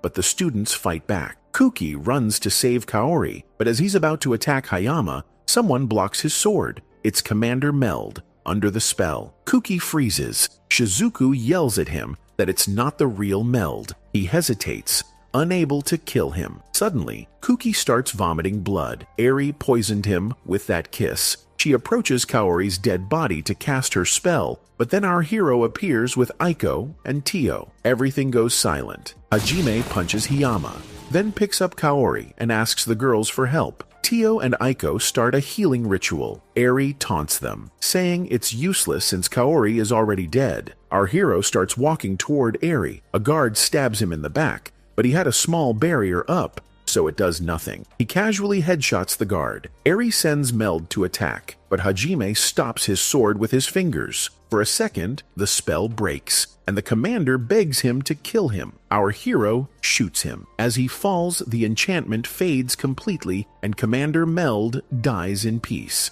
Hajime then pulls out a machine gun and mows down all the guards. He walks up to Eri and puts his gun to her head, but just as he's about to shoot, Hayama jumps him. Our hero just smashes his face into the ground. Then he lifts him by the neck and kicks him in the mouth. After that, he throws him outside to be eaten by the monsters. We see Tio and Aiko still trying to revive Kaori. Tio says they need Yue's help. A portal opens, and the demon Freed appears on his white dragon. He tells them to surrender, as there are 100,000 monsters outside, and 1,000,000 more on the way. But our hero just uses his ring and summons a device that shoots a giant red laser from the sky, wiping out all the monsters. He tells the demon to leave or die. Just then, Yue and Shay arrive. They quickly take Kaori to help her. Shizuku is devastated about Kaori, but our hero goes to comfort her, promising she'll see her friend alive again. Scene change. Princess Liliana is writing a letter, recounting what happened with Eri. She remembers the classmates who died. The girls are still trying to heal Kaori. Hajime arrives, and Yue tells him to go talk to Professor Aiko. She's heartbroken that he had to kill several of her students, but she understands why. He tells her that whenever she feels sad, she can cry on his back. Later, Shizuku and Kuki are training when Hajime and the girls fall from the sky. Shizuku runs to him, asking where Kaori is. He says she'll be here soon, but she looks different and tells her not to get mad at him. Then, Kaori descends from the sky, and there she is, looking completely different. Kuki doesn't even recognize her. Shizuku bursts into tears and runs to hug her, overjoyed that her friend is alive. Our hero explains to everyone that they preserved Kaori's soul and transferred it into the body of the angel, Noin. He says they could have recovered Kaori's original body, but she asked for her soul to be put in the angel's body to become stronger. Shizuku thanks him and the girls, saying she'll do anything to repay them. She tells everyone how Hajime was concerned for her feeling and even healed Kuki. He says he did it because Professor Aiko asked him not to become a sad, friendless person. He then tells the students that in the labyrinth, he discovered the god Ihit was manipulating people. Kuki asks why he didn't tell them sooner. Our hero says no one would have believed him. He tells Kuki he's not going to kill Ihit because he doesn't want to use his powers to help people he doesn't know. Later, everyone is eating. Shizuku asks where he's going next. He says to the labyrinth in the forest. Princess Liliana asks if she can come, as she needs to get to the Empire. He says sure. Kuki declares he's going too, because he won't let the princess travel with someone who doesn't care about saving the world. He says if Hajime won't save the world, he will. He just needs to get the god's power. Our hero says he can tell him where to find it, but he's not welcome on the trip. The students are sad he won't let them come. But then Shizuku asks if she can go, wanting the god's magic too. The other students chime in. He says they can come. Yue realizes he just wants to use them as shields against monsters. The girls start feeding our hero their food. Shizuku watches, feeling awkward. They all demand a reward. Tio just asks him to stick a pole in her butt again. Aiko and the students are horrified. Aiko and the students think Tio is talking about something else entirely, but our hero is just sick of her asking for the same weird thing. He uses his ring to create a metal rod and starts chasing her. She freaks out and runs away. Later that night, the girls are asleep and Hajime and Yue are talking on the balcony. He tells her that after this trip, they'll go get Mew. But then the other girls show up, jealous that Yue always gets him to herself. The next day, the whole crew is ready to set off. The students are excited. We flash back to an earlier time when they were in the van with Mew. Kaori asks him to stop to help some people on the road. Shay says she wishes she could use magic like Kaori. Yue offers to teach Shay magic to make her stronger. Shay is thrilled. Tio says she wants to watch. Yue feels proud that a dragonkin is watching her teach. They tell our hero to watch the class, but he says he's busy and doesn't think Yue is a very good teacher. We see Yue trying to teach the girls, but her explanations are terrible. Tio suggests a more theoretical approach, which only confuses them more. Tio collapses on the floor, crying because she can't understand Yue's magic class. Yue insists that if they just do what she's teaching, it'll work out. Our hero says, "Told you so." Kaori comes over after healing the people and sees Shay and Tio on the ground. She asks what they're doing. They say Yue is teaching them magic. Kaori says she wants to learn too, but Shay begs her not to, saying Yue has zero talent for teaching. Our hero suggests she ask Tio instead, since Tio is a better teacher. Yue looks heartbroken. Kaori notices and, feeling bad, asks Yue to teach her the ultimate spell, Jihad. Yue thinks she's being mocked, but later, she's teaching Kaori, who manages to cast a magic barrier on her first try. The girls and even our hero can't believe it. Once again, Yue tells Tio and Shay to stand up so they can learn the spell. But of course, these two clowns are embarrassed, thinking they're too dumb to get it. They spend the whole afternoon trying, failing miserably, like the losers they are. Then, scene change. Our ugly boy protagonist and the girls are walking through a town full of colorful clothing shops. He asks little Mew what kind of clothes they wear in her village. Erisen. Mew casually drops the bomb. "We usually wear nothing." Our boy nearly chokes on his own existence. Yue immediately says she wants to live in Erisen with him and Mew. The other girls get jealous and shout, "We want to live there too." Bro, this guy's life is basically a harem sitcom. Then he tells Mew they'll buy her a dress and asks her to pick one. Instead, she runs to Yue and says she wants to try on her sister Yue's dress. Yue's like, "Why mine? There are way prettier ones here." Mew replies, "Because I want to look like my big sis. She's the coolest." The other girls instantly get depressed because Mew basically roasted them by crowning Yue as Queen of Cool. They start arguing over who's actually the coolest. Mew then drops another nuke. Shay isn't cool. She's just careless. Kaori gets roasted too. "You're weak." Tio tries to defend herself, but Yue's smug face makes everyone mad. Then Mew saves the day, saying everyone's clothes are cool and suggests they swap outfits. The protag agrees because of course he does. Cut to Mew wearing Yue's clothes. Protag says she looks more grown up. Then Yue comes out wearing Tio's clothes. An ugly boy blushes like a middle schooler. Mew says Yue looks insanely pretty. Then Tio comes out in Mew's clothes, and Shay in Kaori's. Shay complains, "This outfit has way too many layers." And the protag, being the smooth talker he thinks he is, tells them they all look really good. The little girl also says they look super cute. Then Kaori comes out wearing Shay's clothes, but she's too embarrassed to show herself. Yue literally drags her out of the changing room, and Kaori falls flat on her face. Everyone stares. Kaori panics and begs the protag not to look because the outfit is too revealing. Scene change. Yue is petting Mew, who's asleep on her lap. The other girls start laughing at Yue's weird faces while doing it. Yue gets embarrassed, then notices Ugly Boy is laughing too. She suddenly wonders why Mew doesn't call her mom. After all, Mew could have two moms, her real one and Yue. But oops, she said that out loud. Everyone hears. Miu wakes up, hugs Yue, and says she already has a mom, but no big sister, so Yue is her big sis now. Miu even pets her like a puppy. The protag jokes that Yue just got demoted from mom to baby sister. Yue immediately thinks, fine, if I can't be her mom, I'll just have my own baby. She stares at the protag and tells him to cry like a baby. Ugly boy freaks out. No way, I don't do that stuff. Days later, Yue is writing in her diary about all her adventures with Hajime and the gang. We learn they're heading to the Great Sea Tree, Alcina. Only 2 labyrinths left. She dreams of finishing soon so she and Hajime can fulfill their big dream. Hajime catches her writing and asks what she's doing. She says, secret, scene change. Hajime shows off his giant spaceship. He's escorting Princess Eri and her entourage near the Empire's border. Lily is on another mission, so the princess will meet the Emperor herself. Kaori says she'd like to visit these lands someday. The princess explains this empire is nothing like Alig. It's a hardcore military nation of mercenaries and adventurers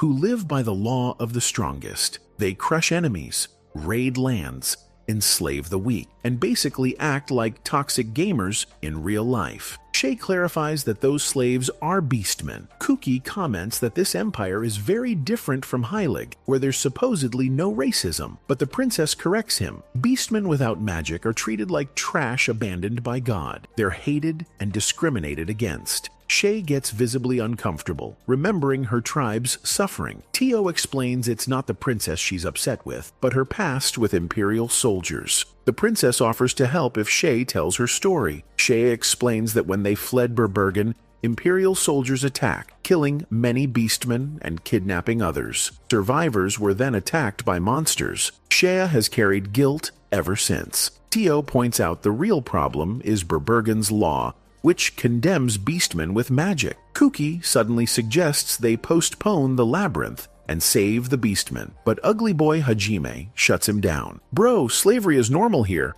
We're from another world. Don't stick your nose in. He adds, if you want to play hero, go ahead. Nobody's stopping you. Kuki storms off to brood like the edgy rival he is. Shizuku follows to talk. Kuki admits he can't stand doing nothing while beastmen suffer, even if Hajime is stronger. Shizuku tells him Hajime isn't chasing power for fun. He's desperate to survive with his loved ones. He didn't start strong. He was once treated like trash, betrayed, and still clawed his way up. He's not trying to save the world or beat a god. He just wants to live. That's why Kuki will never convince him otherwise. Shizuku explains further. Hajime didn't gain power to be a hero. He got stronger because he had something important to protect. He wasn't always OP. He used to be the class punching bag, betrayed, left for dead. But he survived, not to save the world, but to keep living. That's why Kuki can't force him to help just because he has power. Suddenly, the ship changes course, and they rush back to the control room. Kaori reports that Imperial soldiers are chasing some women. Kuki immediately yells,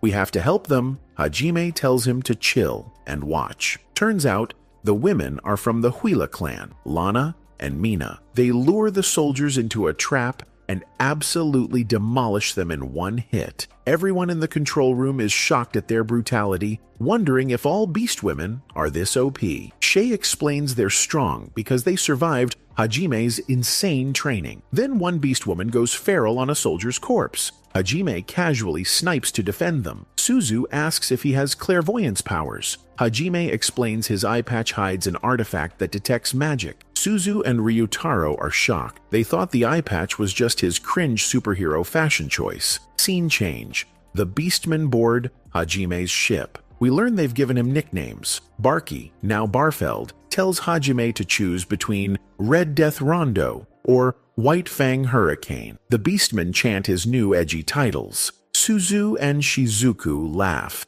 saying Hajime's Chunibyo is contagious. Hajime gets mad and tells them to shut it. Then he asks Barfeld about the tribe's situation. Barfeld explains the Imperials brought hordes of monsters. They defeated them, but ran out of weapons. So the clan retreated, but they picked the worst time to return, because the Imperials showed up and kidnapped a bunch of beastmen to use as forced labor. Recently, monsters attacked the Empire, leaving the city in ruins. So the tribe's chief led an elite squad to the capital to rescue the captives, but they lost contact once inside. The Huila warriors Hajime met were one of the scouting teams sent to investigate. On their way, they saw Imperials with a cart full of beastmen and couldn't ignore it. After hearing all this, Hajime decides to help them reach the capital. Shay is shocked, saying it's not necessary. They should focus on the labyrinth, but Hajime notices she's forcing a smile while hiding her worry for her father and tribe. He tells her he'll help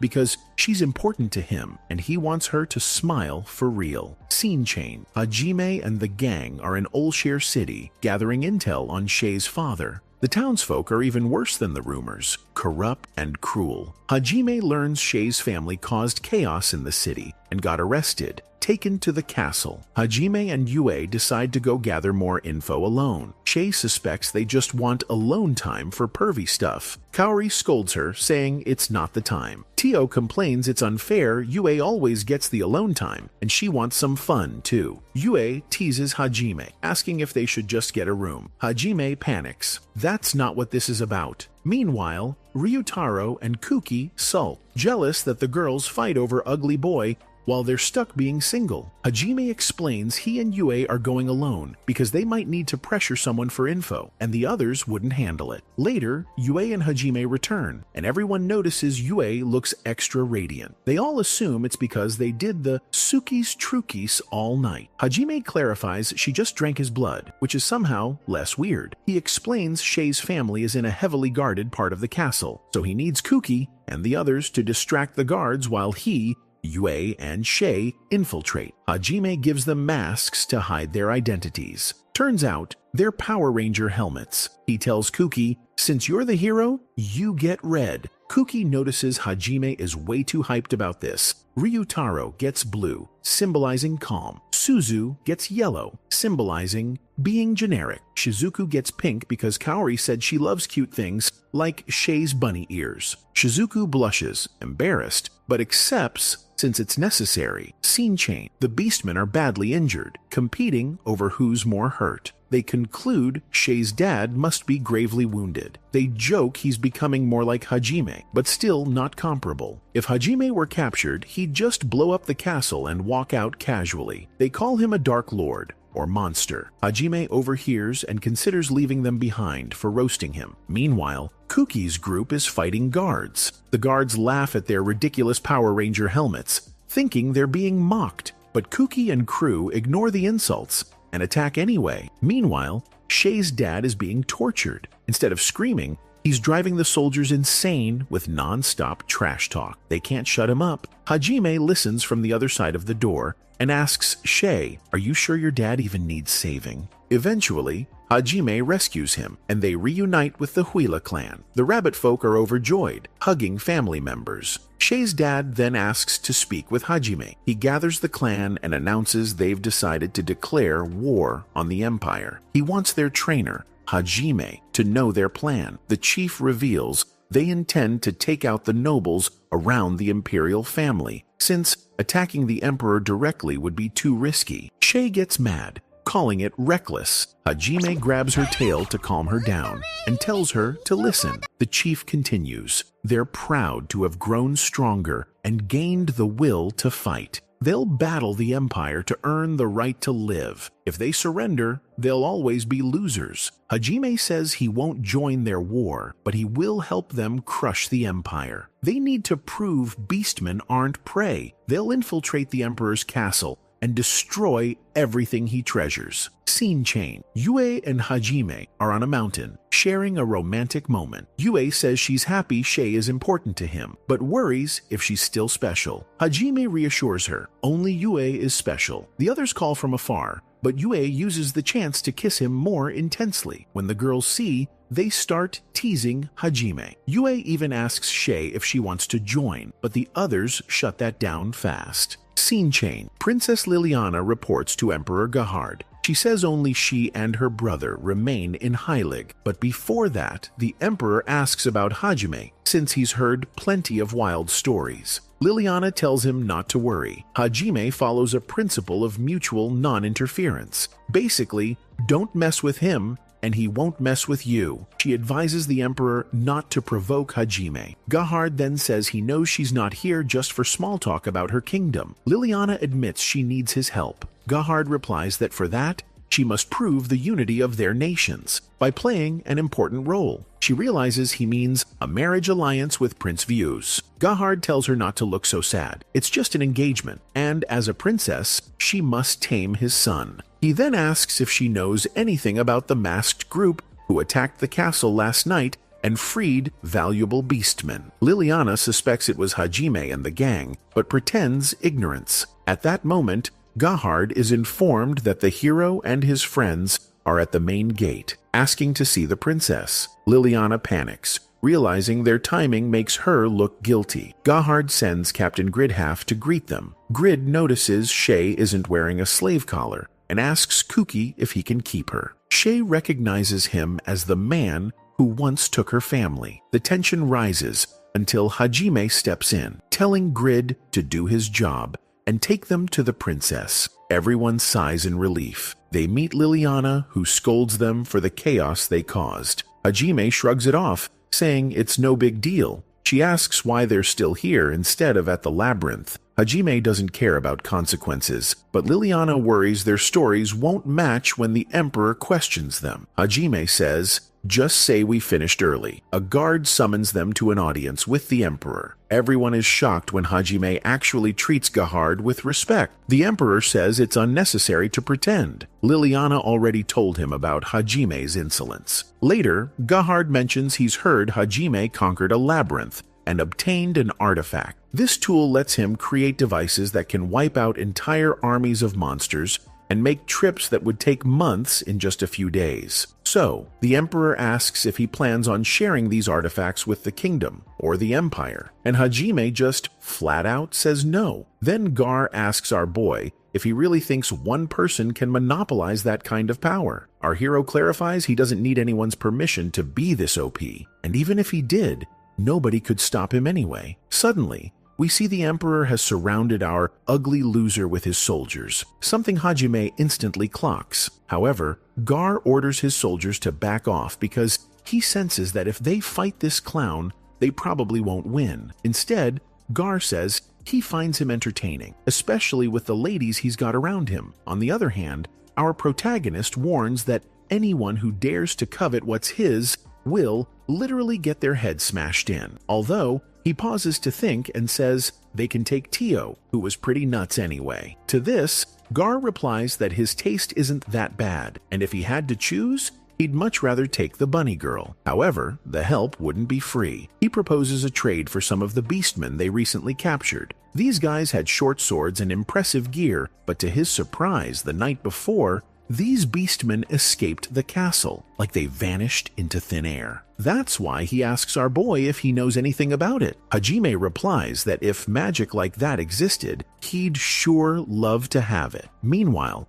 Gahar asks the protagonist what he wants in exchange for an alliance with the Empire. After a little thought, our boy says the only thing he wants is a way back to his own world. Hearing this, the Emperor says all those stories he heard about him were true, and they all think he's an insufferable brat. Just then, one of the Emperor's soldiers interrupts them, and Gahar leaves the room. Before he goes, he informs them that he expects everyone tonight for the welcome banquet for the Empire's princess, and to celebrate his son's engagement to her. This news shocks the kids, as they had no idea the princess came to the Empire to get married. She explains it was a long-standing arrangement between the two countries, and that it's pretty common for royalty. Plus, she's doing it to ensure strong leadership for the kingdom, especially now. With the king's recent death, they need to strengthen ties with their allies. Kuki immediately gets upset about the princess's situation and asks if she's in love with this prince she's being engaged to. Liliana downplays it, clarifying it's just her duty as a princess. At that moment, our hero and the girl leave, but before they go, Kuki asks Hajime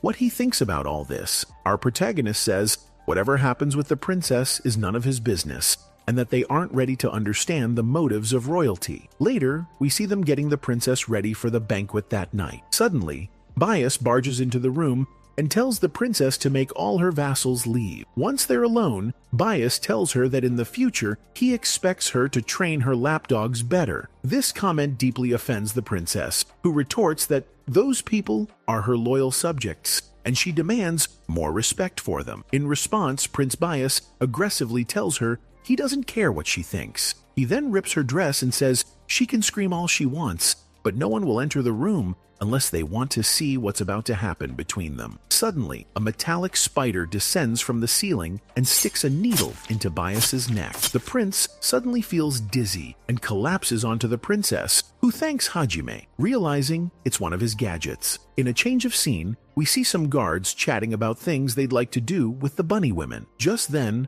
one of them hears a faint sound and decides to check it out. After a while, his partner notices he hasn't returned, so he goes after him to see what happened. When he arrives, he finds his partner dead, and he himself is attacked by surprise. We then discover that the Haulia clan is responsible, fighting their way through Holcher Castle. Finally, we see the clan arrive where a metallic spider is, which serves as a communication device with our hero. They then inform him that they've captured the Emperor's princes and grandson, and have also put sleeping agents in the Imperial Army's food. Meanwhile, the girls are amazed by the grand banquet the Empire has prepared, but they feel awkward because they're drawing a lot of attention. Just then, they announce the arrival of the Princess of the Kingdom, Bias, though all eyes are on her, as she's wearing a black dress, which is unusual for her. Later, she goes to meet all the Empire's nobles. While Kaori comments that it's not like the princess to show her feelings this way, she points out that the black dress signals her disapproval of marrying the prince.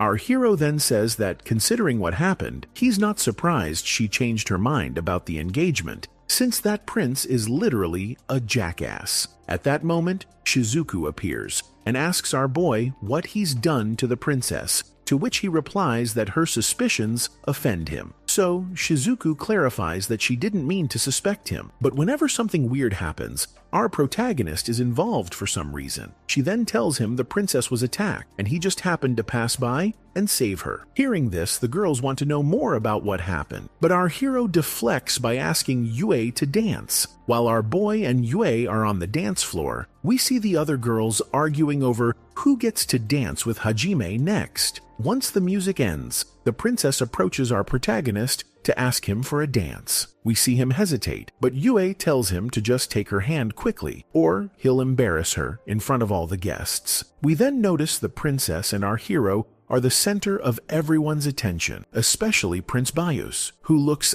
absolutely furious. But she doesn't care. She just wants to be a normal girl before becoming the crown princess. So she asks our boy to fulfill her dream of being a normal person before she gets harassed by Bias's mistresses. She then asks him if he would save her if she explicitly asked him to. Our protagonist advises her not to give up so easily, as it's possible that tonight the Empire as they know it will change, and she won't have to go through what she fears. After this, we see the girls are annoyed with our hero for being such a player. Tio, on the contrary, finds his new wife-stealing persona highly entertaining. Suddenly, we hear the Haulia clan inform everyone through their earpieces that the mission is starting. At that moment, Shay turns to the guys and says they need to get moving. Yue and Hajime understand that from now on, she'll act as the daughter of the Haulia chief, so they cheer her on to take down any enemies in her path. Next, we see Gahar on stage, making a toast to the union between his son and the princess, which strengthens their alliance with the kingdom. Suddenly, the lights in the hall go out, and they're attacked with arrows from above. We realize Gahar is the target, but he's stronger than they thought and manages to deflect all the attacks. However, his guards are caught off guard by the darkness. Because of this, the Emperor casts a spell that illuminates the entire ballroom and then creates a wind wall to block the arrows. But he gets tired of being cornered and decides to launch a spell towards where the attacks are coming from. Unexpectedly, he's attacked by the Haulia chief and gets excited when he sees who it is. Meanwhile, we see Gritty and the third squad approaching the ballroom to protect the Emperor, but they're obviously intercepted by Shay. She informs them that her family is attacking the Emperor right now, so if they want to save him, they'll have to defeat her first. This comment makes the soldiers laugh, and one of them steps forward to push her aside. However, Shay punches him so hard he slams into the wall, leaving the others stunned. One by one, they are defeated until it's Grid's turn, who is taken down in a single blow. Before Shay finishes him off, Grid begs for mercy, but she won't forgive what he did to her clan and sends him flying. Later, we see the Holia chief is exhausted from his fight with the Emperor. Noticing this, Gahar arrogantly approaches the leader, but before he can take another step, he collapses to the ground and is hit by several arrows. Then, Shay's father tells him he's spread a paralyzing poison for monsters, so he won't be able to move unless he gets the antidote. The Halia chief then tosses him the antidote and asks the Emperor if he knows why he's still alive. Gahar arrogantly replies that it must be because they have demands, so he'll listen. However, his answer isn't what they wanted, and the clan chief tells him that from now on, he'll know what it's like to be on the ground. At that moment, we see him place an oath collar on the Emperor's neck. He then explains that this artifact forces him to keep his promise in exchange for his life. Therefore, he must wear it for life if he doesn't want to see his loved ones perish along with him. Next, the Halia leader demands the Emperor swear freedom for the Beastmen and enact a law prohibiting slavery and persecution. To conclude, he must make a pact of non-aggression and non-interference with the Sea of Trees. So, he must swear to comply with all the aforementioned conditions if he doesn't want his soldiers' heads to keep rolling. The Emperor immediately replies that if that's the case, they'll go to war, as he has no intention of making any kind of oath. Hearing this, the leader asks the Beastmen to bring in Bias, who is furiously threatening to end everyone's lives. But before he can say another word, his head rolls to the floor. However, the Emperor says that even if they kill everyone, he won't make any oath, and the Beastmen will end up suffering the Empire's wrath. Consequently, the Halia chief gives the instruction to proceed with the plan. Suddenly, a loud explosion is heard, and an alarmed Gahar asks what happened. Shay's father replies it was nothing important, just the slavers' barracks, where at least 100 soldiers must have died. All his fault. The Emperor then clarifies it wasn't his fault, theirs. However, the Halia chief retorts that it was his decision that ended the lives of hundreds of soldiers. One after another, explosions are heard in the Imperial soldiers' dormitories, leading the Emperor to admit defeat with the little strength he regained from the antidote. He stands up and tells his subjects that this time, the Beastmen have proven their power. Since the Empire is ruled by the law of the strongest, he will accept their demands this time. Finally, the Beastmen withdraw from the ballroom, and before they disappear completely, they thank our hero for making all this possible. However, Hajime tells them they achieved it through their own strength and made the path they chose to walk crystal clear. In a change of scene, we see all the slaves have been freed and are boarding our protagonist's ship to head to the Sea of Trees, where the Beastmen's country, Verbergen, is located. Next, the Halia chief tells the princess that his tribe is considered sinners there, so they had to flee due to an execution order for the entire clan. Although ever since the Council of Elders learned they are associated with our hero, that order was cancelled. This last part catches the princess's attention, and she asks who the Council of Elders are. Shay's father then explains that they are the leaders of each village, who are in charge of making decisions for Verbergen. Later, we see that Gahar is also on the ship, looking remarkably calm for a prisoner. Suddenly, he asks our hero what he wants in exchange for a ship. After all, this ugly boy is clearly involved in the Beastmen's rebellion, so he owes him at least that much. He then offers one of his daughters who is of marrying age, but the girls give him a death stare and threaten to end him if he keeps talking about bringing in another woman. The princess immediately gets involved too, saying he'll have to get through her first. The Emperor then asks about her relationship with Hajime, since she seemed so lively at the ball while ignoring his son, Bias. Because of this, our hero clarifies that even if she were the last person on Earth, he wouldn't be with the princess. This comment deeply offends Liliana, who says he didn't have to be so blunt in rejecting her, though our protagonist adds that the princess is practically married to the Empire. At that moment, The emperor replies that the empire has more important matters to attend to. Besides, even if they demanded the marriage, they couldn't go through with it because they now need the kingdom's help since their workforce has diminished. This means the princess's wedding is cancelled. For his part, Kuki congratulates the princess on the news, and the other girls tell her that even though she can't have a free romance, they're glad she has more time. In other words, Gahar announces the princess is available, and if he wants, he can have her in exchange for a flying ship. However, our hero says he gains nothing from an engagement with the princess. On the contrary, it's a disadvantage. In the background, we hear the princess trying to explain she doesn't want an engagement right now, but clearly, no one is paying attention. The emperor tells him not to treat a kingdom's princess this way, but our boy says he has everything he could ever want, so what more could he desire? He then pulls Shay and Yue into his arms. Later, we see the Beastmen reuniting with their families after a long time of being enslaved. The chief of the elders also reunites with his granddaughter, Altina, and thanks our hero for bringing her back. But our protagonist clarifies that all this was possible thanks to the Halia clan. At that moment, Shay's father takes the opportunity to speak to all the Beastmen. He warns them that if they keep the same weak mindset, they'll soon be slaves again, just as they were lucky to be free in the past. They could have the same fortune in the future. That's why he encourages them to rebel and grow stronger so no one can ever dominate them again. In particular, he invites the Rabbit Men to join the Halia clan. Hearing his words of encouragement, all the Rabbit Men present are filled with energy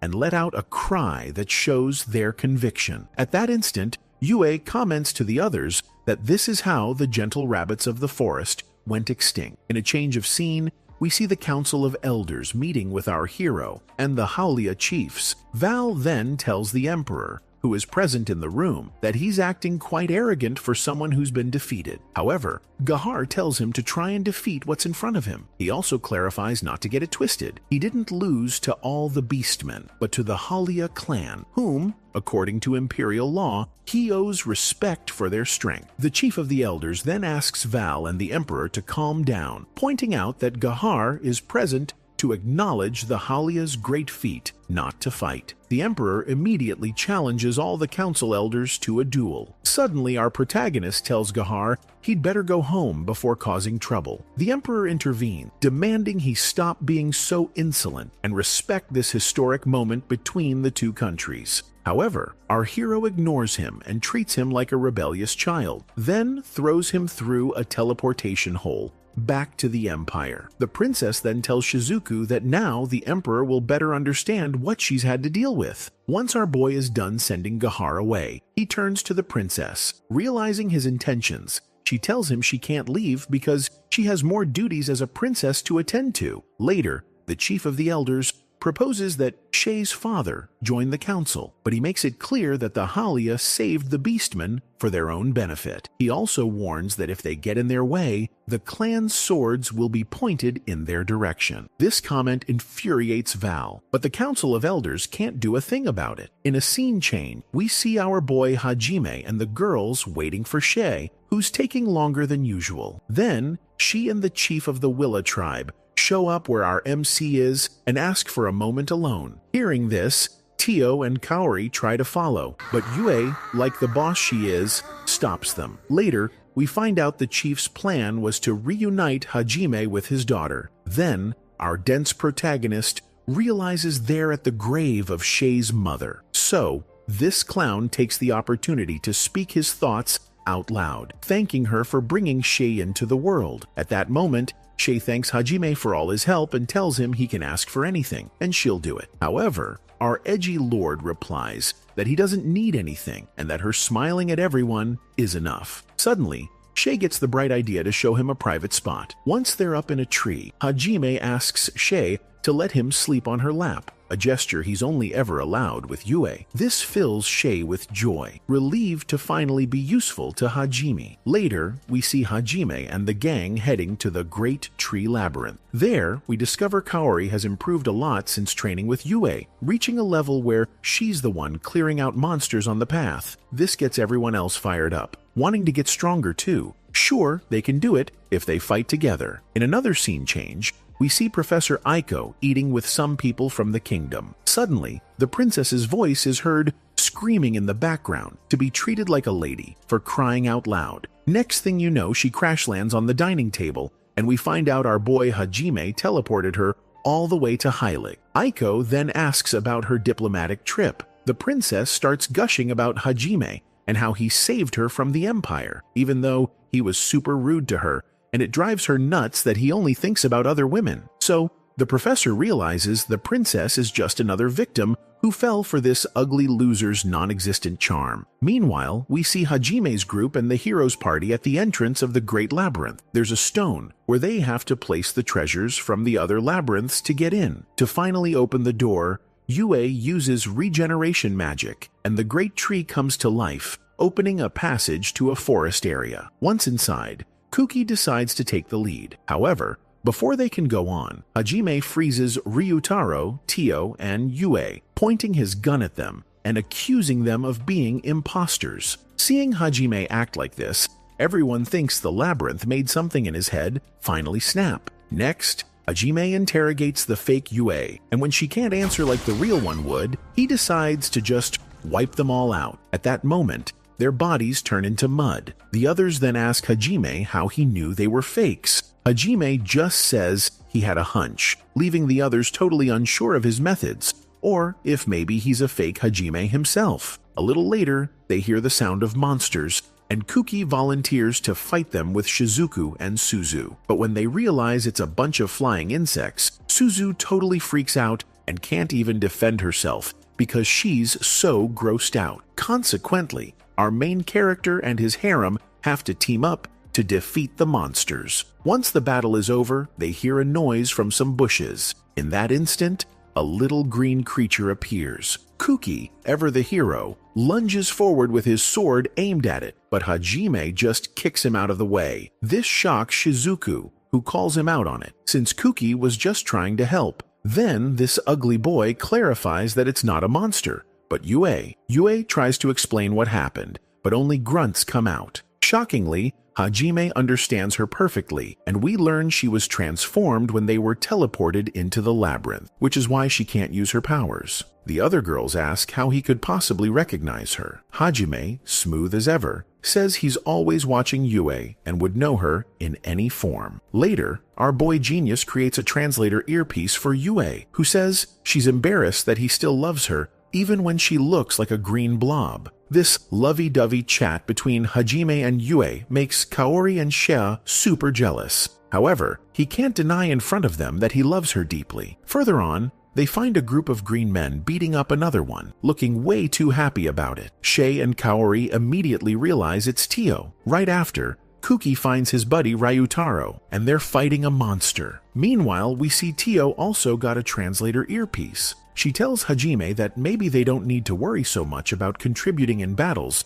because of the labyrinth's nature, since it seems to be testing their bonds. Tio came to this conclusion after analyzing everything so far, like telling a friend from a fake and accepting a friend who's changed form. After seeing this, Kuki and Ryutaro manage to beat the monster, and Hajime decides to help them. Just then, another passage opens, signaling they've passed the level. Once inside, Hajime hugs Yue and Tio in their monster forms, which again makes Kaori and Shea jealous, so they decide to join the group hug. Also, in a scene change, we see our MC sleeping in his room back on Earth, when he's suddenly woken up by Yue, who looks just like she used to. The whole situation feels super weird to him, giving him this unexplainable nostalgia. Later, they head to school and run into Shea, who surprises Hajime with a hug. He tells her to knock it off or she'll make Yue jealous, but then Yue also starts fighting for his attention. This all feels off though, since he can't remember how he met them. Then, in the classroom,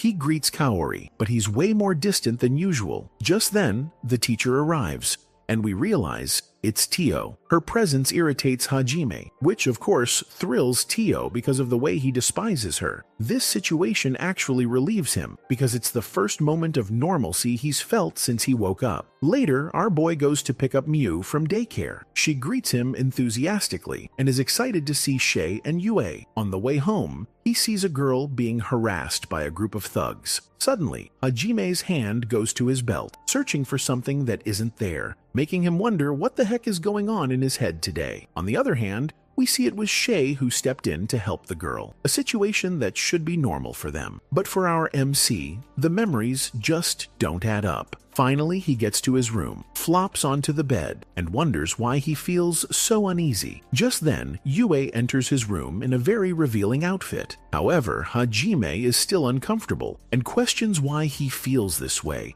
when he has the life he's always wanted with the ideal girl. For her part, Yue tells him she's so happy to be with him and wants to make him happy, so he can ask for whatever his heart desires, and she'll grant it. Hearing all this, our protagonist tries to convince himself that this is a dream world and it's where he wants to be. Then, Yue tells him that if they stay together, they'd be invincible, defeating any obstacle and crossing the entire world. Hearing this, Hajime remembers where he met Yue and where he really is. He jumps out of bed and roughly shoves Yue's hand away. Then, he slugs himself hard in the face to wake up and tells the fake Yue he doesn't want a puppet who does everything he asks. He's stronger precisely because the women around him challenge him, and that's what has inspired him to keep going. That's why no cheap illusion will stop him from reaching his goal. Finally, the goddess controlling the Great Labyrinth takes off her mask and tells him he's passed the test. She reveals the goal was to teach him that nothing has value if it's handed to you on a silver platter, because what you build through effort is what truly leads to happiness. In a scene change, we see everyone else is still lost in a dream, and our boy, Hajime, was, of course, the first to wake up. Plus, Tio and Yue are back to normal. So now they just have to wait for everyone else to pass the test as soon as possible. Just then, Yue wakes up from the hallucination and Hajime takes her hand. Because of the dream she had, she's not sure if the Hajime in front of her is real. So, our boy tells her that's a decision she'll have to make for herself. She then hugs him and asks what his dream was. Hajime tells her that in his dream, she was wearing a super cute school uniform. They went to school together, and he was never summoned to another world. Hearing this, she tells him that one day she'll wear a uniform just for him. Then Yue says that in her dream, he was wearing a ceremonial uniform. She was his queen, and they already had 11 kids. Just then, we hear that Shay has woken up from her dream, but Yue and Hajime were so lost in their little love bubble they didn't even notice her. So, as they're about to kiss, they're interrupted by Shay, who immediately goes to a corner to sulk because even though she fought her way out of the illusion, nobody's paying attention to her. Immediately, Yue and Hajime go to comfort her, both telling her that this is definitely the real Shay. They start petting her ears and say Shay wouldn't be Shay without her ears. She then tells them that's not her only quality. Shay then tells them that in her dream, everyone was protecting her. She hated that feeling of helplessness. So, she decided to fight alongside them, waking up from the hallucination. At that moment, Tio was the next to break free, so you can just imagine she was dreaming up some kinky stuff with our MC. Suddenly, Hajime walks over to her and pats her on the head, and he tells her he's really glad she's back. Hearing this, Tio has no idea how to react since this clown has never treated her with any affection. Next, we hear Kaori making a fuss. When she sees Hajime, she says she didn't mean to avoid him. Hajime figures it's something about her dream and asks what she saw. However, Kaori can't bring herself to say it out loud because it's too embarrassing. Seeing her reaction, Yue calls her a pervert disguised as a saint. Afterwards, Hajime tells the girls to wait for the hero's group while they eat and rest. Later, we see the only one to break out of the hallucination on her own was Shizuku, and the girls are curious about her dream. However, she gets super nervous and says it was just a normal dream. Just then, Yue steps forward and asks who was in her dream, and she replies that obviously everyone was there. Once the girls turn their backs, we see Shizuku blush and whisper that in her dream she was a princess, But what's weird is that the prince was our ugly loser, MC. Next, Kaori goes over to the heroes group and uses her disintegration magic to snap them out of the hallucination. They quickly realize they failed the test and feel bummed out. However, Hajime tells them they don't have time to mope about it and need to get ready for what's next. A portal then opens, sending them to another part of the great tree. After walking for a bit, they notice there are no monsters around. Suddenly a rain starts falling on them,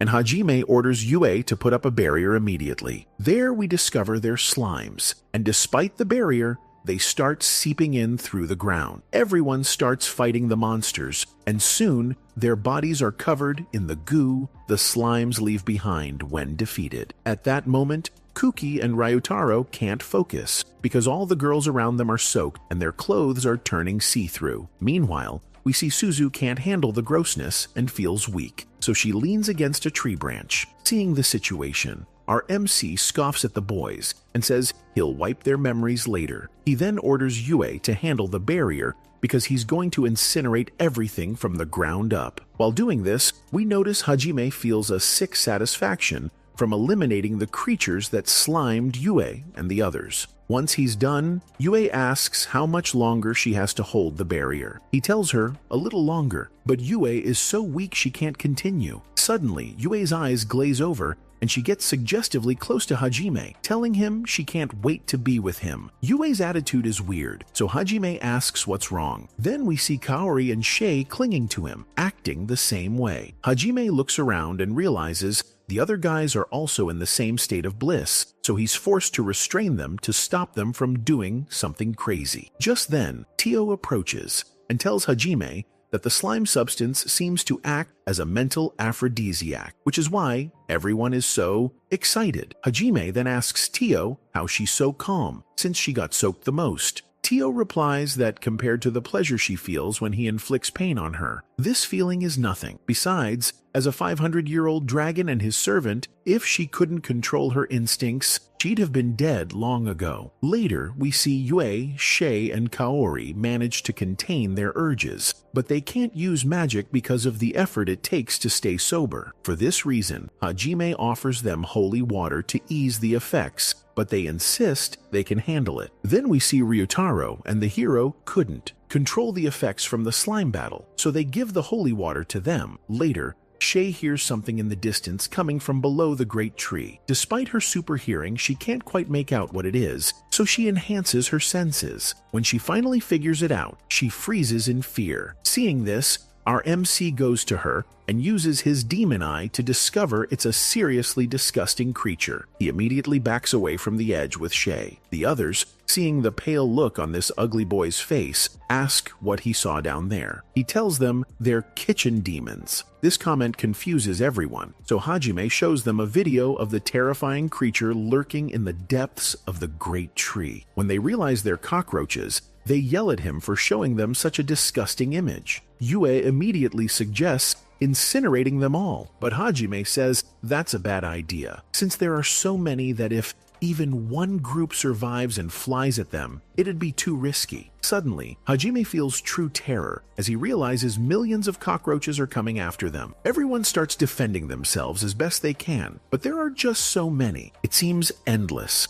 At that moment, Suzu manages to create a barrier, and the roaches start piling up around it. Seeing this, Suzu faints, but Kuki tells her she has to hold on, or they're all gonna die. Meanwhile, we see Shizuku has clearly lost her mind and is convincing herself all these roaches are just sesame seeds. Our MC, who is absolutely terrified of roaches, tells Yue to create an additional barrier just in case Suzu can't hold out. Suddenly, the creatures swarm into a giant ball and form what looks like a magic circle. Next, a bear-sized cockroach appears. Then, we see Yue and Hajime fighting each other, which makes everyone wonder what the heck is going on between them. Hajime takes a moment to analyze the situation and says it seems the roaches cast a spell that inverts people's feelings. Yue says he seems to be right, though she hates to agree with him. Tio then explains that it seems the stronger the bond, the greater the hatred it generates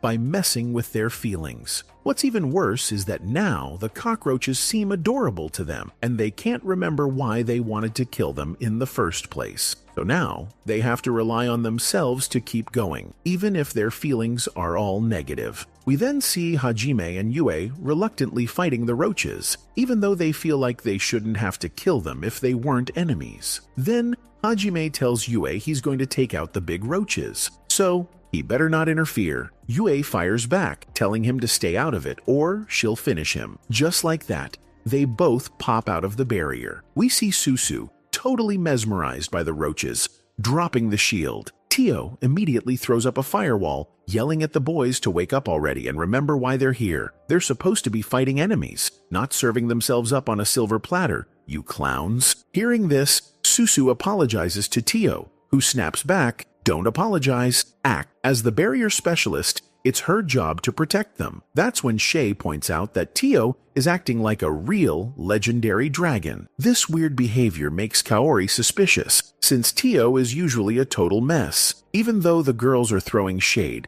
Tio can't say a thing because, let's be real, she brought this on herself. Instead, Tio tells them to forget about her and focus because her magic is about to run out. Suddenly, she notices the roaches are all heading for our ugly loser, Hajime and Yue. Tio explains it's because the creatures need more power to deal with them, but Kaori points out that doesn't mean their side is enemy-free. Then we see Kuki and Ryutaro hesitating to fight such adorable creatures. Shizuku has to remind them their feelings are inverted, so they have no choice but to fight. Still, Kuki tells her not to worry. He's sure that since their boy Hajime is with them, he'll totally protect them. Meanwhile, Shay is going all out, trying to smash through the roaches to reach Hajime and Yue on her own. Seeing Shay's bravery makes Kaori feel bad about herself, since her power is just borrowed. Tio, who was nearby, overhears and tells her it doesn't matter how she got the power. It's hers now, especially since she had to change her own body for it. She should be proud of what she's achieved. Besides, Shay is special and can't be compared to anyone. She's a rabbit woman whose heart loves peace and hates conflict. Even though she was terrified and crying, she stepped up and kept fighting, all to stay by her loved one's side. So if you ask Tio, neither Kuki nor that loser Hajime are worthy of the title hero. She feels like he hates her from the bottom of his heart, but if she let her feelings rule, she wouldn't have lived this long. So her feelings are irrelevant to the task at hand. Besides,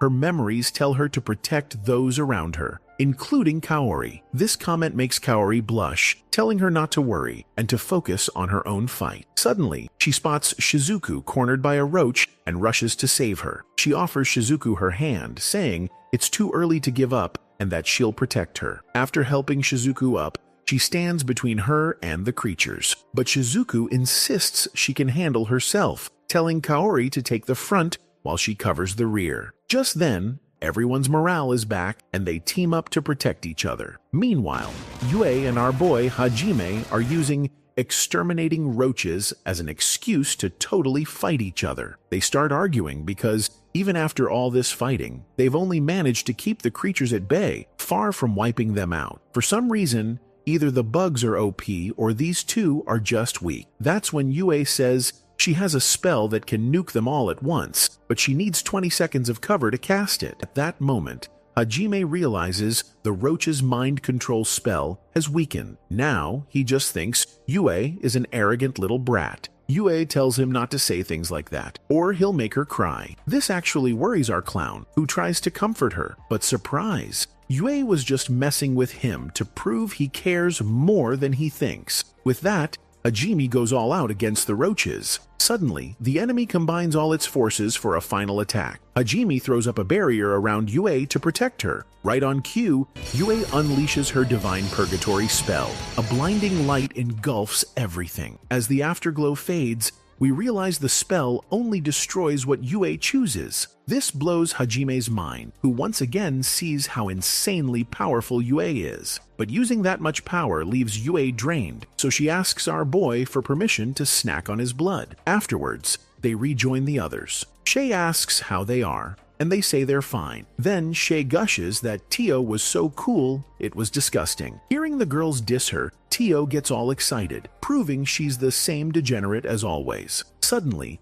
tree branches part for them, carrying them to the top of the great labyrinth. An image of the goddess materializes, congratulating them for clearing several labyrinths and passing her trials. She sincerely apologizes for the tough tests, but given past tragedies and current events, she had to. She wanted them to understand that even with strong bonds, the heart can still waver. That's why she had to be sure those who receive her power have unshakable convictions. She then grants them evolution magic, which boosts all power types by at least one level, but the real value of this magic is combining existing powers into concept magic, a power that surpasses even divine magic itself. It's tough to handle since it's created through extreme willpower. Even the 7 liberators only managed to create 3 concept magics, and she's giving them one. Next, the goddess gives our boy Hajime a compass of eternal paths, which points to whatever the user desires. This artifact can guide you to your heart's desire, including a path to another world. Finally, the goddess explains that if they collect all the ancient magics and have a strong will, they can travel anywhere. She hopes they can choose their own future. Once the goddess vanishes, Hajime asks Yue if she can boost her spatial magic to go to another world. She sadly says it's not possible. Seeing her sad face, our ugly boy tells her not to worry. They still have one ancient magic left to find before they're ready to go back to Earth. Just then, Kuki asks Hajime if he's sure this concept magic can literally get them back to their world. He clarifies that with the compass, they can. Susu sadly asks Hajime if he could do her a favor when he gets home. Seeing her so down, he says that unless there's a limit, he'll take everyone with him. From their bummed out faces, Hajime guesses they didn't clear the labyrinth, but it seems Shizuku did. This news cheers up the heroes' group, who are proud one of them made it. After that,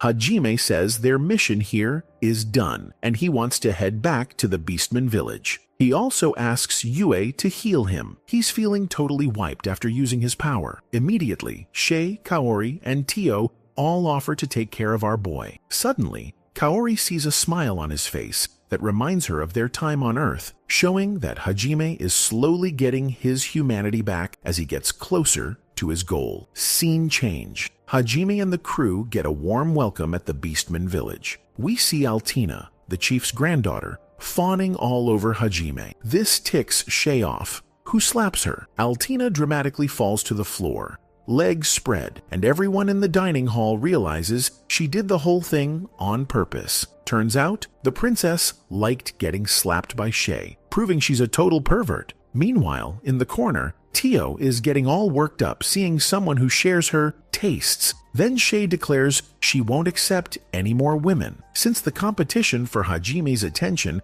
has gotten way too crowded lately. Suddenly, Hajime gets up, wraps his arm around Shay's waist, and asks if she considers Yue part of this competition. She admits she did it first, but now she really cares for her. Finally, our boy tells her not to worry about any competition because she's already special to him. Besides, he clarifies, he doesn't think Altina is into him, but into her. Next thing you know, Altina is thrilled at the idea of Shay treating her like this in the future, maybe with some spanking. She explains she was only acting that way with Hajime to get Shay's attention. Altina thinks they have a lot in common, like being princesses of their clans and the same age. That's why she'd love to be friends. So, Shay agrees. Altina gets super excited, saying from now on, she wants Shay to use her to play however she wants. Shay shoves her away in disgust, confirming she's a certified freak. Later, Hajime and the girls are alone in the dining hall. Kaori asks him about what happened with Shea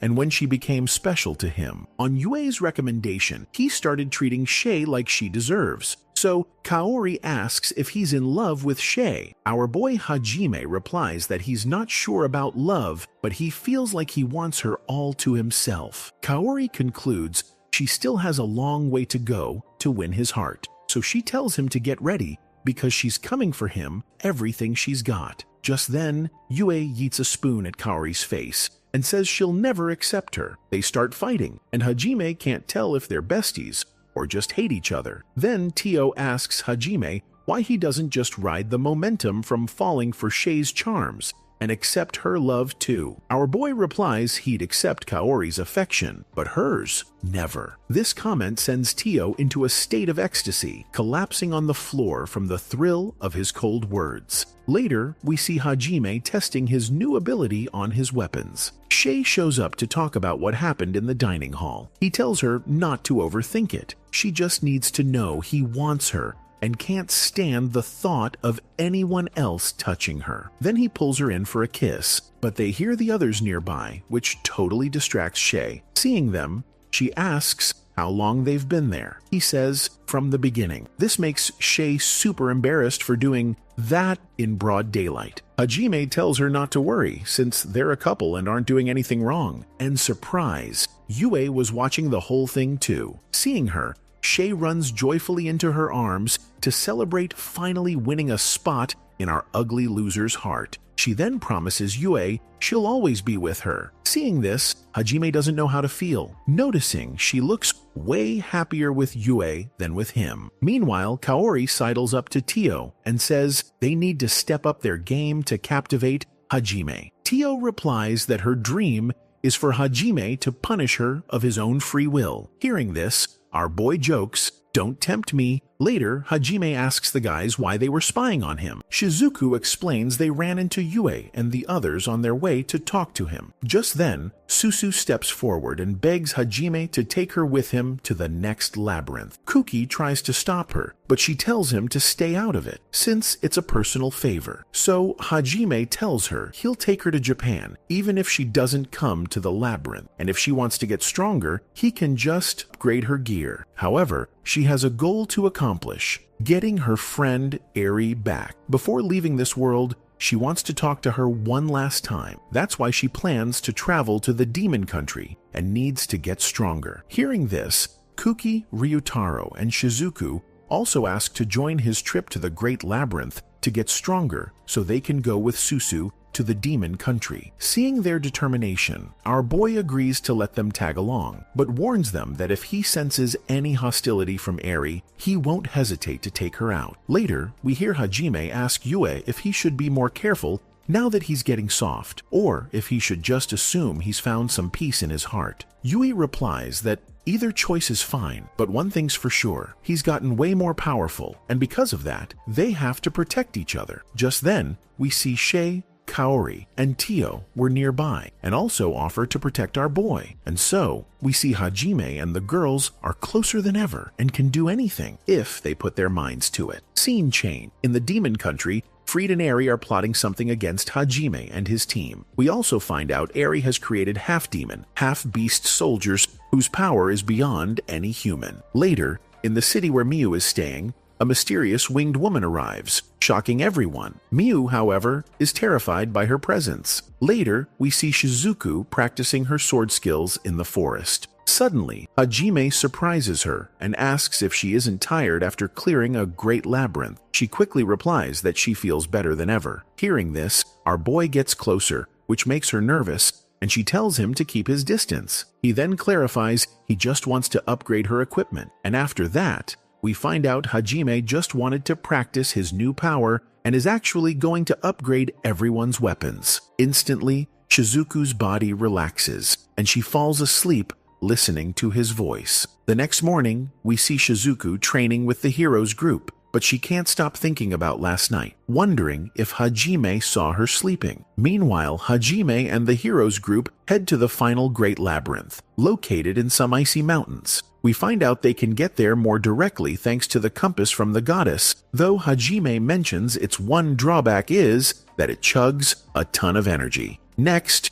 we see Kuki and his group back inside the ship's cabin. Hajime asks them how they like their weapon upgrades. Shizuku says she has so many new skills, she's afraid she won't know which one to use in a fight. However, Hajime admits he couldn't do much to the hero's sword because it's so well balanced, it just needs maintenance. Later, Hajime tells the crew the labyrinth is still far, and they'll have to walk because the ship can't go any further. Before descending, our boy gives everyone magic artifacts that regulate their temperature so they don't feel the cold. The second Shay sets foot on the ground, she gets so excited, she dives into the snow and promptly falls into a bottomless-looking cliff. Hajime deadpan, and that was the last we ever saw of the innocent rabbit. Yue chimes in, "Yep, nobody saw a thing." The others echo this one by one. Seeing their reaction to Shay's disappearance, Shizuku asks if they aren't worried. Without a care in the world, our boy says, "Whatever, we have to go down there anyway." Then, without warning, he just jumps into the abyss, followed by Yue and Kaori. Tio then walks up to Susu, who's at the edge of the cliff, and tells her not to be afraid to jump, since what they're about to do is way harder. Then she grabs her by the collar and yeets her off the top before following her down. Seeing the girl's bravery, the guys automatically jump one by one. Down below, they find Shay in perfect condition. Still, Hajime scolds her for being so careless in such a dangerous area. Susu then tells her she's glad she's okay, but that was super inconsiderate. Everyone is shocked to hear Susu say that, since she's always so sweet, but they get why she's mad. Thanks to Shay, she had a rough time. After that, they continue on their way and run into some cute bunnies blocking the path. Shizuku can't resist their cuteness and rushes forward. Realizing everyone is staring, she tries to play it cool, asking if these adorable bunnies could be monsters in disguise.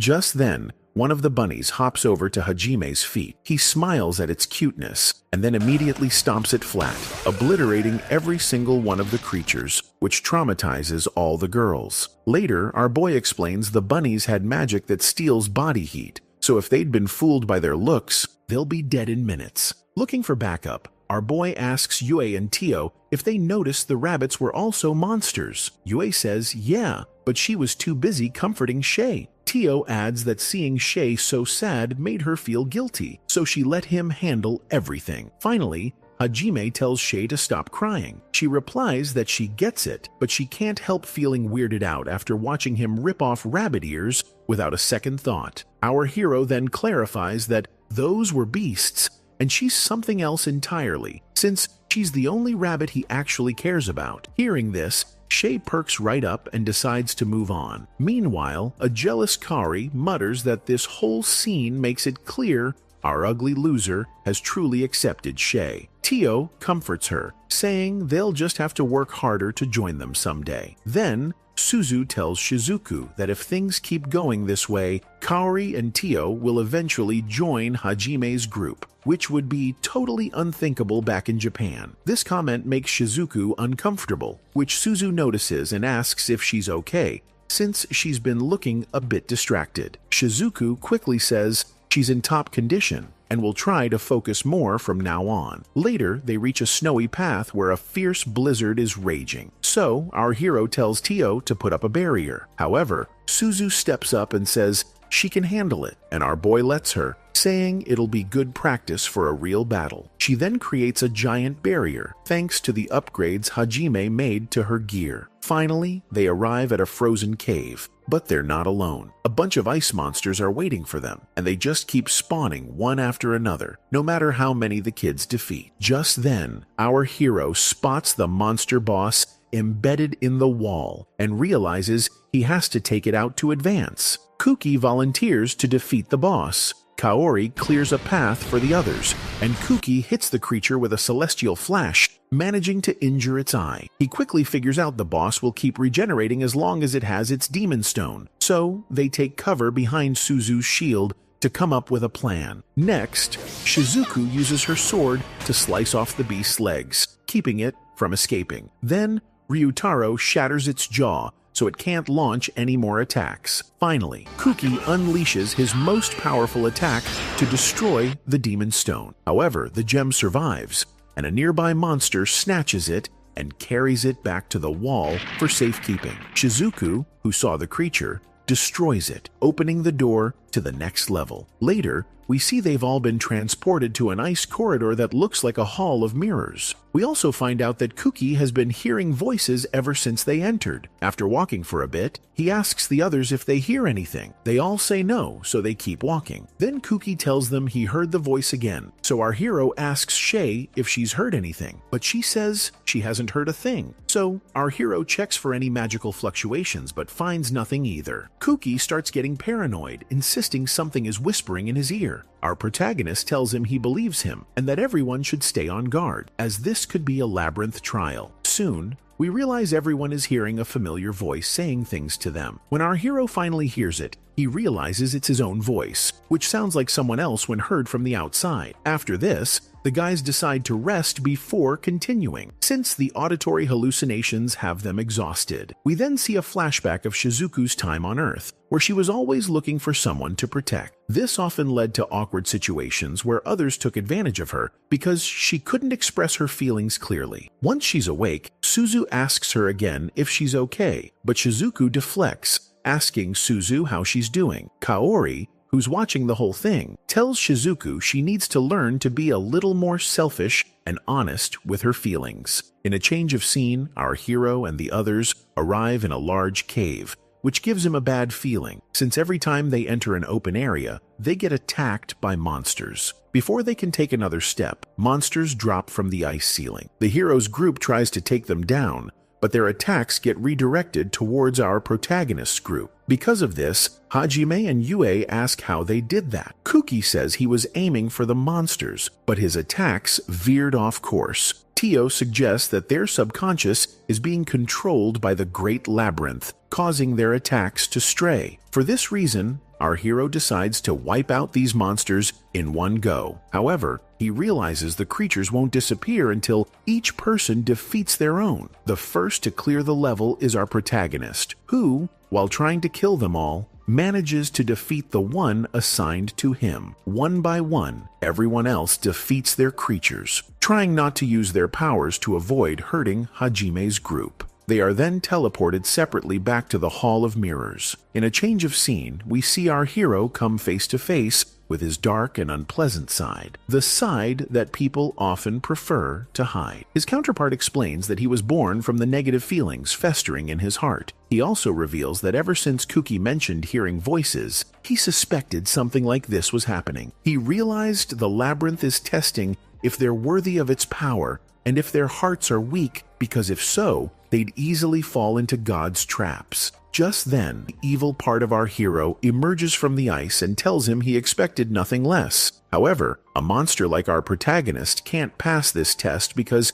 his heart is too dark, and he believes he has no place to return to, since he's a heartless killer. They then clash, but their movements are so similar that neither can land a hit. Suddenly, the negative side of our hero says that as long as he doesn't overcome these negative thoughts about himself, he won't be able to defeat him. He then tries to provoke him, saying what he feels for Yue isn't love, but an attempt to cling to her to forget everyone else despises him. Hajime then attacks with everything he's got until he manages to slice off one of the enemy's arms. He tells him it was naive to think they were on the same level, since he was created from the information gathered in the ice corridor. However, he has to admit the experience helped him realize he was making a lot of unnecessary moves, which he has now corrected thanks to him. He then defeats his evil version and, upon reaching the door to the next level, declares with determination that whatever path lies ahead, he will cling to life. Meanwhile, Shizuku is having a rough time with her evil counterpart, who is making her remember painful moments from her life. One of them is when she met Kuki and was happy because someone finally treated her like a girl. However, the women around him looked down on her, and one day they told her they hadn't even realized she was a girl. This comment left Shizuku in shock, as she has always liked cute and girly things, but has been forced to be strong and practice with the sword. Hearing this, Shizuku lunges at her enemy, but ends up badly injured. Her evil counterpart tells her to accept defeat, and thus aid Shay, who recently became our hero's partner. Therefore, she concludes that she's just a coward who won't accept her desire to be protected by others. At that moment, Shizuku begs her evil counterpart to have mercy on her, but it replies that it's too late to be saved and proceeds to end Shizuku's life. However, just as it's about to strike, our hero arrives to save her, leaving the evil Shizuku utterly speechless. Our protagonist then gives Shizuku some holy water to heal her wounds and hands her his pink Power Ranger helmet. Seeing this, Shizuku tells our boy it's no time for jokes, as they're in a pretty tight spot. However, he explains that the helmet has the power to triple her perception of reality, which will make it easier to defeat her evil version. Nevertheless, she decides to defeat it with her own strength. Our hero replies that as long as he's there, nothing will hurt her, so she can fight with the confidence that she'll come out of this safe and sound. At that moment, Shizuku confidently faces her evil version and tells her she's ready to take her down. Hearing this, the evil Shizuku says she's glad she's finally decided to betray her friend by stealing her man. Despite all this, she still thinks she's a loser who hides her feelings. Shizuku then suggests they end this test once and for all. They both get into a fighting stance and launch their final attacks. In this instant, we see that Shizuku is the winner, though unfortunately, her favorite hair tie broke. Our hero approaches and congratulates her on her victory. Suddenly, Shizuku stumbles against him and asks if he's fascinated by her now. This comment embarrasses our protagonist, who dodges the question. Immediately, the cave door opens, indicating she passed the test. However, Shizuku takes this opportunity to hold onto our hero's body and sweetly asks him to make her a new hair ribbon, since she lost hers in the fight. Seeing how Shizuku is acting, our boy tells her she's been a lot bolder lately. After this, our protagonist creates a hair ornament and gives it to Shizuku. He then offers her his sword to help her walk, but she hangs her head in disappointment, thinking he was going to carry her like a princess. Once in the hallway to the next cave, Shizuku tells our hero that when she sees the girls, she's going to tell them she's totally in love with him. Hearing this, our protagonist is surprised, since Shizuku is being so honest now. Next, we see Eri waking up from her afternoon nap, wondering why she dreamt of Suzu that day. Suddenly, the Demon King arrives and tells her they have to meet someone, but warns her to be careful because this person isn't easy to eliminate. Meanwhile, we see Suzu has her evil version under control, but she can't help being bothered by the things it says. We discover that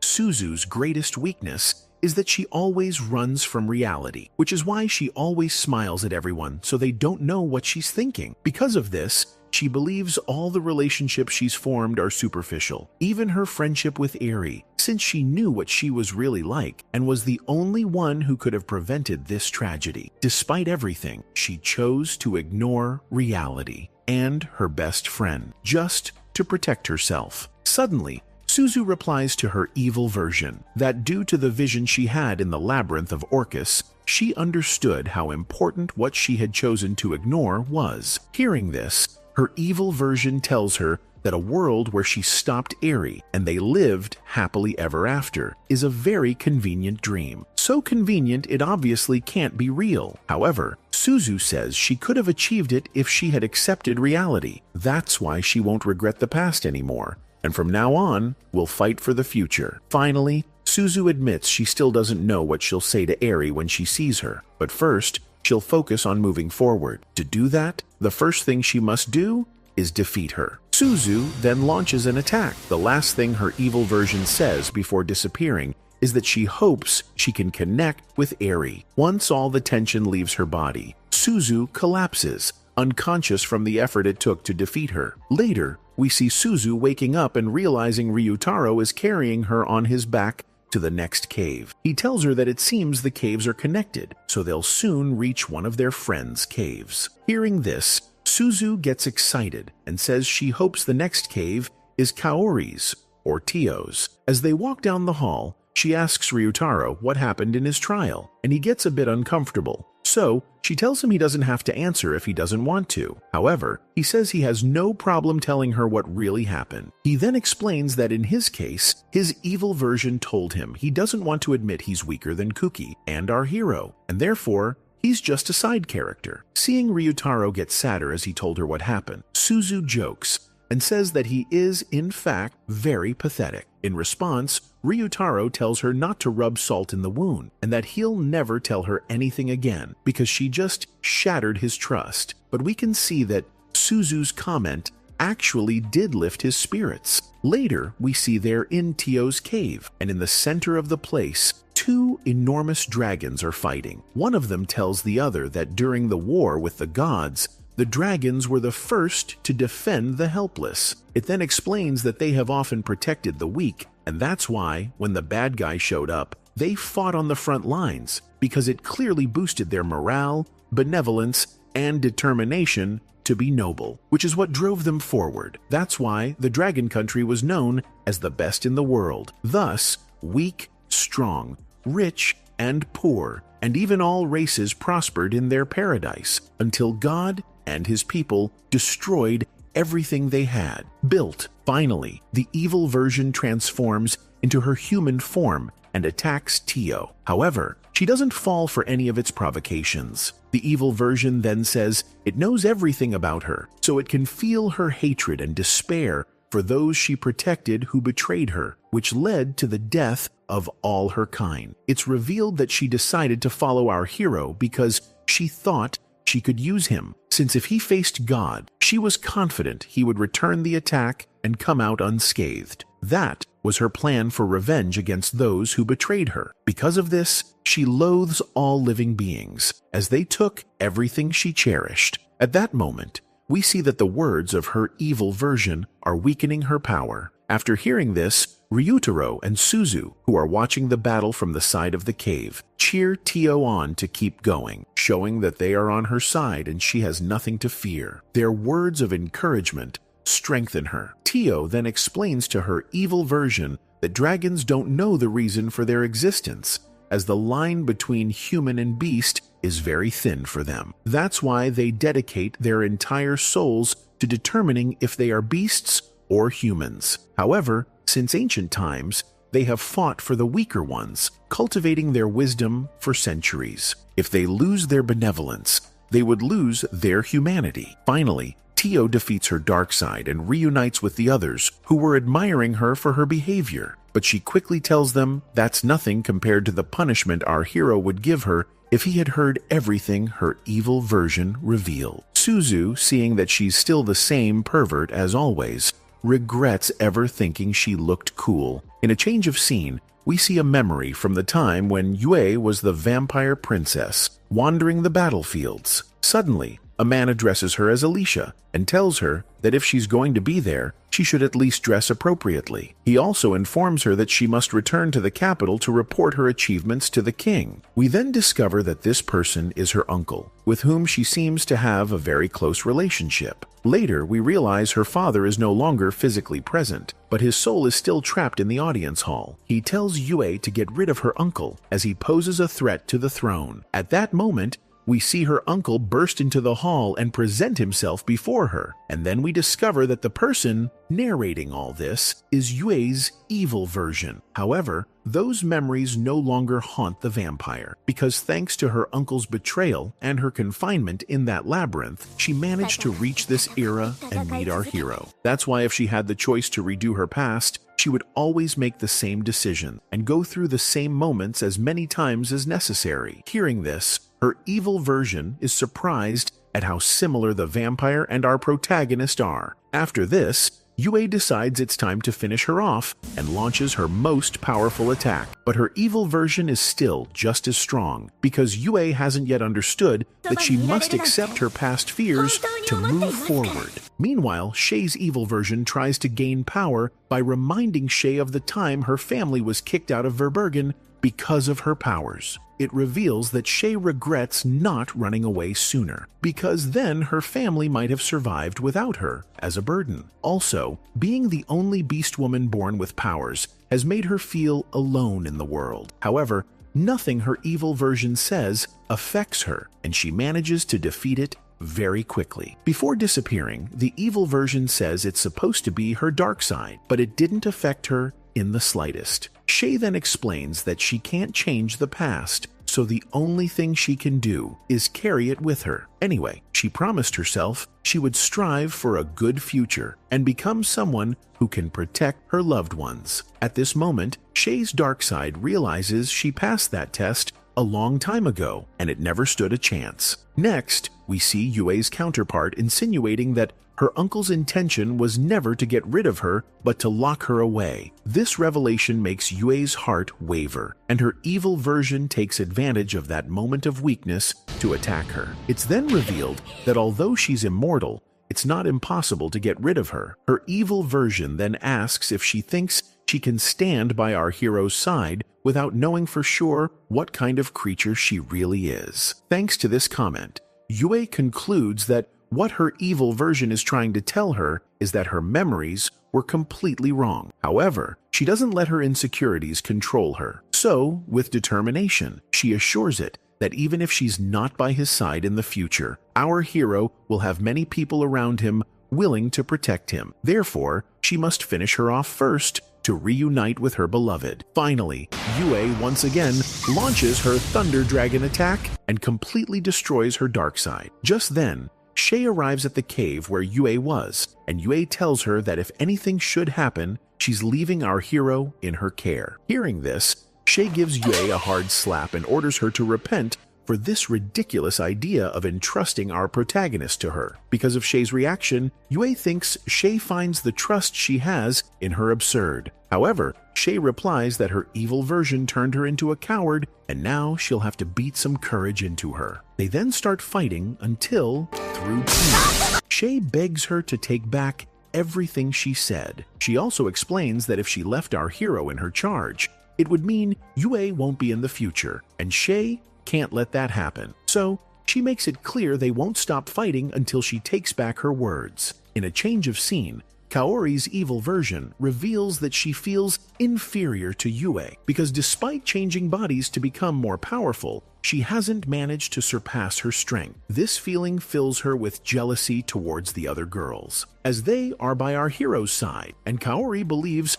her love for him is deeper than theirs. Kaori then launches an attack on her evil alter ego, and we see that they are evenly matched in power. However, Kaori explains that although she's jealous of the girls, she also wants to protect them and return to Japan with everyone. That's why she's committed to getting stronger to achieve it. Furthermore, Kaori is aware that she's not the purest person in the world, but she's fighting to be better every day. She even admits she's so selfish that even though she realized Shizuku's feelings for our hero a long time ago, she tried to ignore them. By confronting and admitting these negative feelings, her power grows, and her attack becomes even stronger. Her evil version automatically accepts defeat. However, just as Kaori is about to deliver the final blow, Shay and Yue burst into the cave, breaking a wall, and immediately start fighting in front of Kaori and her evil version. Suddenly, Shay hurls an insult at Yue, calling her a short,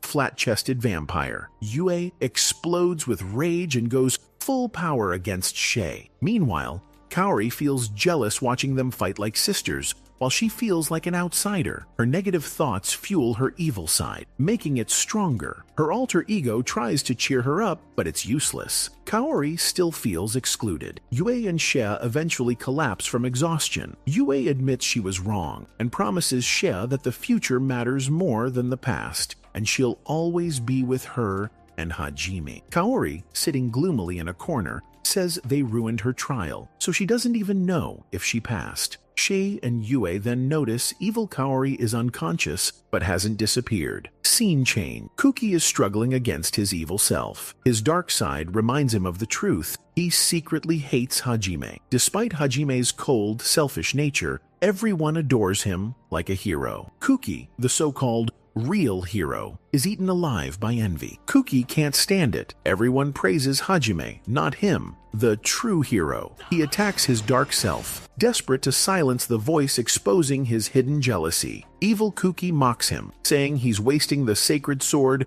Hajime repaired for him. Kuki insists he doesn't hate Hajime, but his evil side attacks, forcing him to dodge. Evil Kuki reminds him that when Hajime saved him, instead of gratitude, he felt jealous because he thought He should be the one saving others. Kuki denies it, but his dark self points out that his growing strength proves those negative feelings are real. Evil Kuki tempts him. Join me. Together, we'll crush Hajime. Then you can save the world and be showered with praise. Kuki lashes out, attacking his dark self to shut him up. Evil Kuki taunts him, saying he used to believe hurting people was wrong, but Kuki insists he's just a monster made of his negative feeling. He tries to finish him, but Evil Kuki doesn't even flinch. Then he warns Kuki, keep this up, and you'll lose someone important. Kuki demands to know what he means. Evil Kuki smirks. Stop pretending. You know it. Shizuku's been watching Hajime for a long time because she likes him. Kuki snaps, attacking again. Suddenly, Hajime enters the cave, carrying Shizuku. Kuki loses it and charges at Hajime, who dodges easily and tries to talk sense into him. But Kuki's gone full delusional, thanks to his evil self. He keeps attacking Hajime, demanding he release Shizuku. Hajime blocks with a shield. Shizuku wakes up and sees Kuki losing it. She tells him that even though facing his dark side is painful, he has to do it to move forward. Kuki thanks her, saying he's glad she remembers him despite Hajime's supposed brainwashing. That's why he believes he must kill Hajime to save her and everyone else. He gathers all his power for a final strike. Shizuku tries to stop him, but Evil Kuki blocks her. Hajime blocks Kuki's attack and asks if he's okay, letting his evil side fight his childhood friend. Kuki says he's sure Evil Kuki won't hurt her, because he's part of him. First, he'll kill Hajime, then deal with his dark side. Kuki warns Hajime, get ready. I won't let you do whatever you want anymore. I'll free everyone from your brainwashing, including Yue. Hajime freezes, not because of the threat, but because this clown dared to talk about Yue so casually. Hajime kicks him so hard he smacks into the wall. He's about to finish him when Shizuku screams for him to stop. At that moment, Evil Kuki attacks and knocks Kuki unconscious. Evil Kuki fuses with him, and when Kuki wakes up, he admits he hates merging with a monster, but will do whatever it takes to defeat Hajime. Hajime mocks him. Don't brag. You just gave in to temptation. Kuki unleashes his strongest attack, but Hajime doesn't even blink. He disarms him without looking. Later, the others arrive and ask what's going on. Hajime explains Kuki, lost to his evil self, blamed everything on him and absorbed his dark side for power. Kuki, recovering, tells everyone to wait a little longer. He'll free them soon. Ryutaro tries to talk sense into him, saying his real enemy is himself, not Hajime. Kuki refuses, accusing Hajime of brainwashing Ryutaro and Suzu too. He rages, vowing to make Hajime pay. Hajime sighs and says, Kuki's stupidity is so massive it should count as a deadly sin. He traps Kuki, pulls out his plasma gun, and aims. Ryutaro and Suzu beg him to stop, but it's too late. Hajime fires a blinding plasma shot at Kuki. The room lights up and everyone watches in shock. When the light fades, Kuki is still alive, but his evil side is gone. Kuki crawls toward Hajime, begging him to give back what's his. Hajime grabs him by the neck and says, "Start your life over." Then he knocks him out cold. Kaori rushes to heal Kuki, but Hajime stops her, saying not to heal him fully. He'd just cause more problems if he wakes up too soon. Shizuku then approaches Hajime, kisses him on the cheek, and thanks him. She tells the girls that during the trial, she realized she has to live by her heart, even if her best friend also likes Hajime. Shizuku admits she loves Hajime too, and will fight for him, even against her best friend. Kaori smiles, saying she's glad Shizuku is finally honest. The other girls also support her, happy she's grown. Suddenly, they're transported to a luxurious mansion, the final stage of the labyrinth. Inside, they enter a hall where a magic circle grants them new powers. But Yue and Hajime collapse from the strain. The girls panic, but Tio tells them to stay calm and prepare. Kaori checks them and confirms they're just unconscious. Later, Hajime wakes up naked in a strange bed, with Yue on top of him, watching him sleep. He asks what she's doing. Yue admits she wanted to wake him with a kiss, but decided to just stare at him instead. Hajime jokes they might need more time to get up. Yue leans in for a kiss, but Shay and the others barge in. Hajime and Yue tell them to come back in 2 hours. The girls yell at them to stop fooling around. Shizuku is so embarrassed she can't even look begging the others to calm down. Later, Hajime and Yue join the group. Ryutaro asks what happened. Suzu says she can imagine why they took so long to wake up. Ryutaro notices their clothes are messy and stares at Yue a little too long. Hajime punches him for daring to look. Yue smiles, saying it's cute when he's jealous. Shay interrupts, asking if they feel no shame. Kaori and Shizuku agree. They should have told them when they woke up. Hajime apologizes but excuses himself, saying he couldn't resist Yue's kisses. Yue agrees proudly. Everyone realizes they're not even a little sorry. Then Tio arrives. Shay admits she forgot to tell her Hajime, and Yue woke up. Tio says it's fine. She assumed they were busy doing exactly what she would have done in their place. Everyone ignores Tio's pervy fantasies and focuses on Hajime's explanation. He says their minds overheated during the trial. At that moment, Tio explains it must have been too much for Hajime to handle and asks if he learned conceptual magic. Yue admits Tio, despite being a pervert, understands things quickly. Hajime explains conceptual magic. It turns imagined concepts into reality. If mastered, it could send them back to Japan. But first, they must master all ancient magics, or their minds will break. The key ingredient is an unshakable will. They'll need Yue's magic control and Hajime's transmutation to create an artifact strong enough to pierce worlds. Hajime tells everyone he'll try to build the portal with Yue's help and asks them not to let Kuki interrupt if he wakes. Ryutaro says Kuki won't bother them if it's about going home. Suzu, still nervous, worries Hajime might collapse again and they'll fail. Plus, they still need to visit the demon country to talk with Eri. Kaori comforts her, saying they'll take it step by step. Suzu asks if she'll come too. Kaori replies that worst case, they'll just blast through with her disintegration power. Suddenly, Kuki enters. His friends are relieved he's awake. Kaori notices he's looking around and tells him Hajime is in another room. Kuki says he's only looking for him to apologize for all the trouble he's caused. Then, Suzu tells Kuki it looks like he's finally regained his sanity and asks if he still thinks Hajime brainwashed everyone. Kuki looks away, but Shizuku makes him look her in the eyes. She confesses she's in love with Hajime and wants him to see her as a woman. Kuki, being the salty loser he is, tells her to reconsider, since Hajime already has Yue and Kaori's also after him. Shizuku shuts him down. "Did I ask for your opinion, clown? Number, I told you because you're my childhood friend and you deserve to know." Kuki sulks, whining that everyone has sided with Hajime, a guy who abandons and kills without remorse. He even says if he'd known this would happen,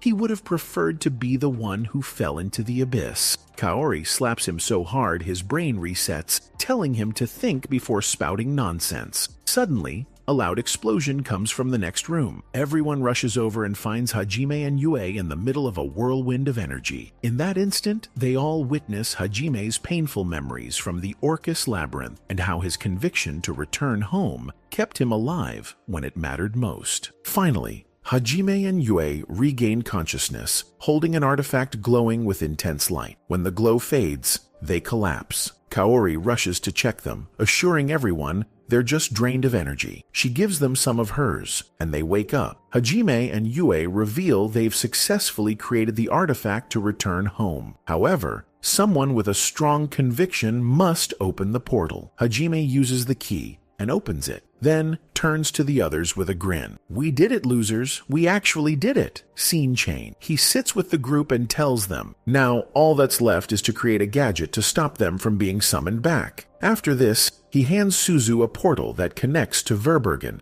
so she can tame some monsters to help her enter the demon world. Suzu is super grateful and heads off with the others to get reinforcements. Meanwhile, our boy and Yue stay in the Great Labyrinth to whip up the anti-summoning artifact. Suddenly, we notice Shay and Tio didn't go say goodbye to their respective homes. Tio explains she wants to try and master her transformation using the new metamorphosis magic she got. Shia, on the other hand, admits she's scared to go back to her homeland alone because the pervy princess of Verbergen is waiting for her there. Later, we see all the kids have returned and are heading to the mansion's lake together. There, Shay gives our MC the necklace they got for completing the labyrinth. As they get closer to the water, an ice dragon materializes, which will take him to the entrance where his ship is. Finally, we realize that for the first time in a long time, our protagonist and the kids feel a glimmer of hope about returning home.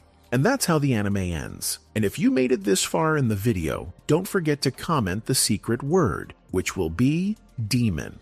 And don't forget to smash that like button and absolutely obliterate the subscribe button and ring that bell, which is super important. Also, if you want a shout out in one of the videos, or want to recommend an anime for me to summarize in the next video, follow me on Instagram. The link will be in the description and in the pinned comment, because I'll be giving shout outs to everyone who follows me there very soon. And with nothing more to say, Piña Colasa is out.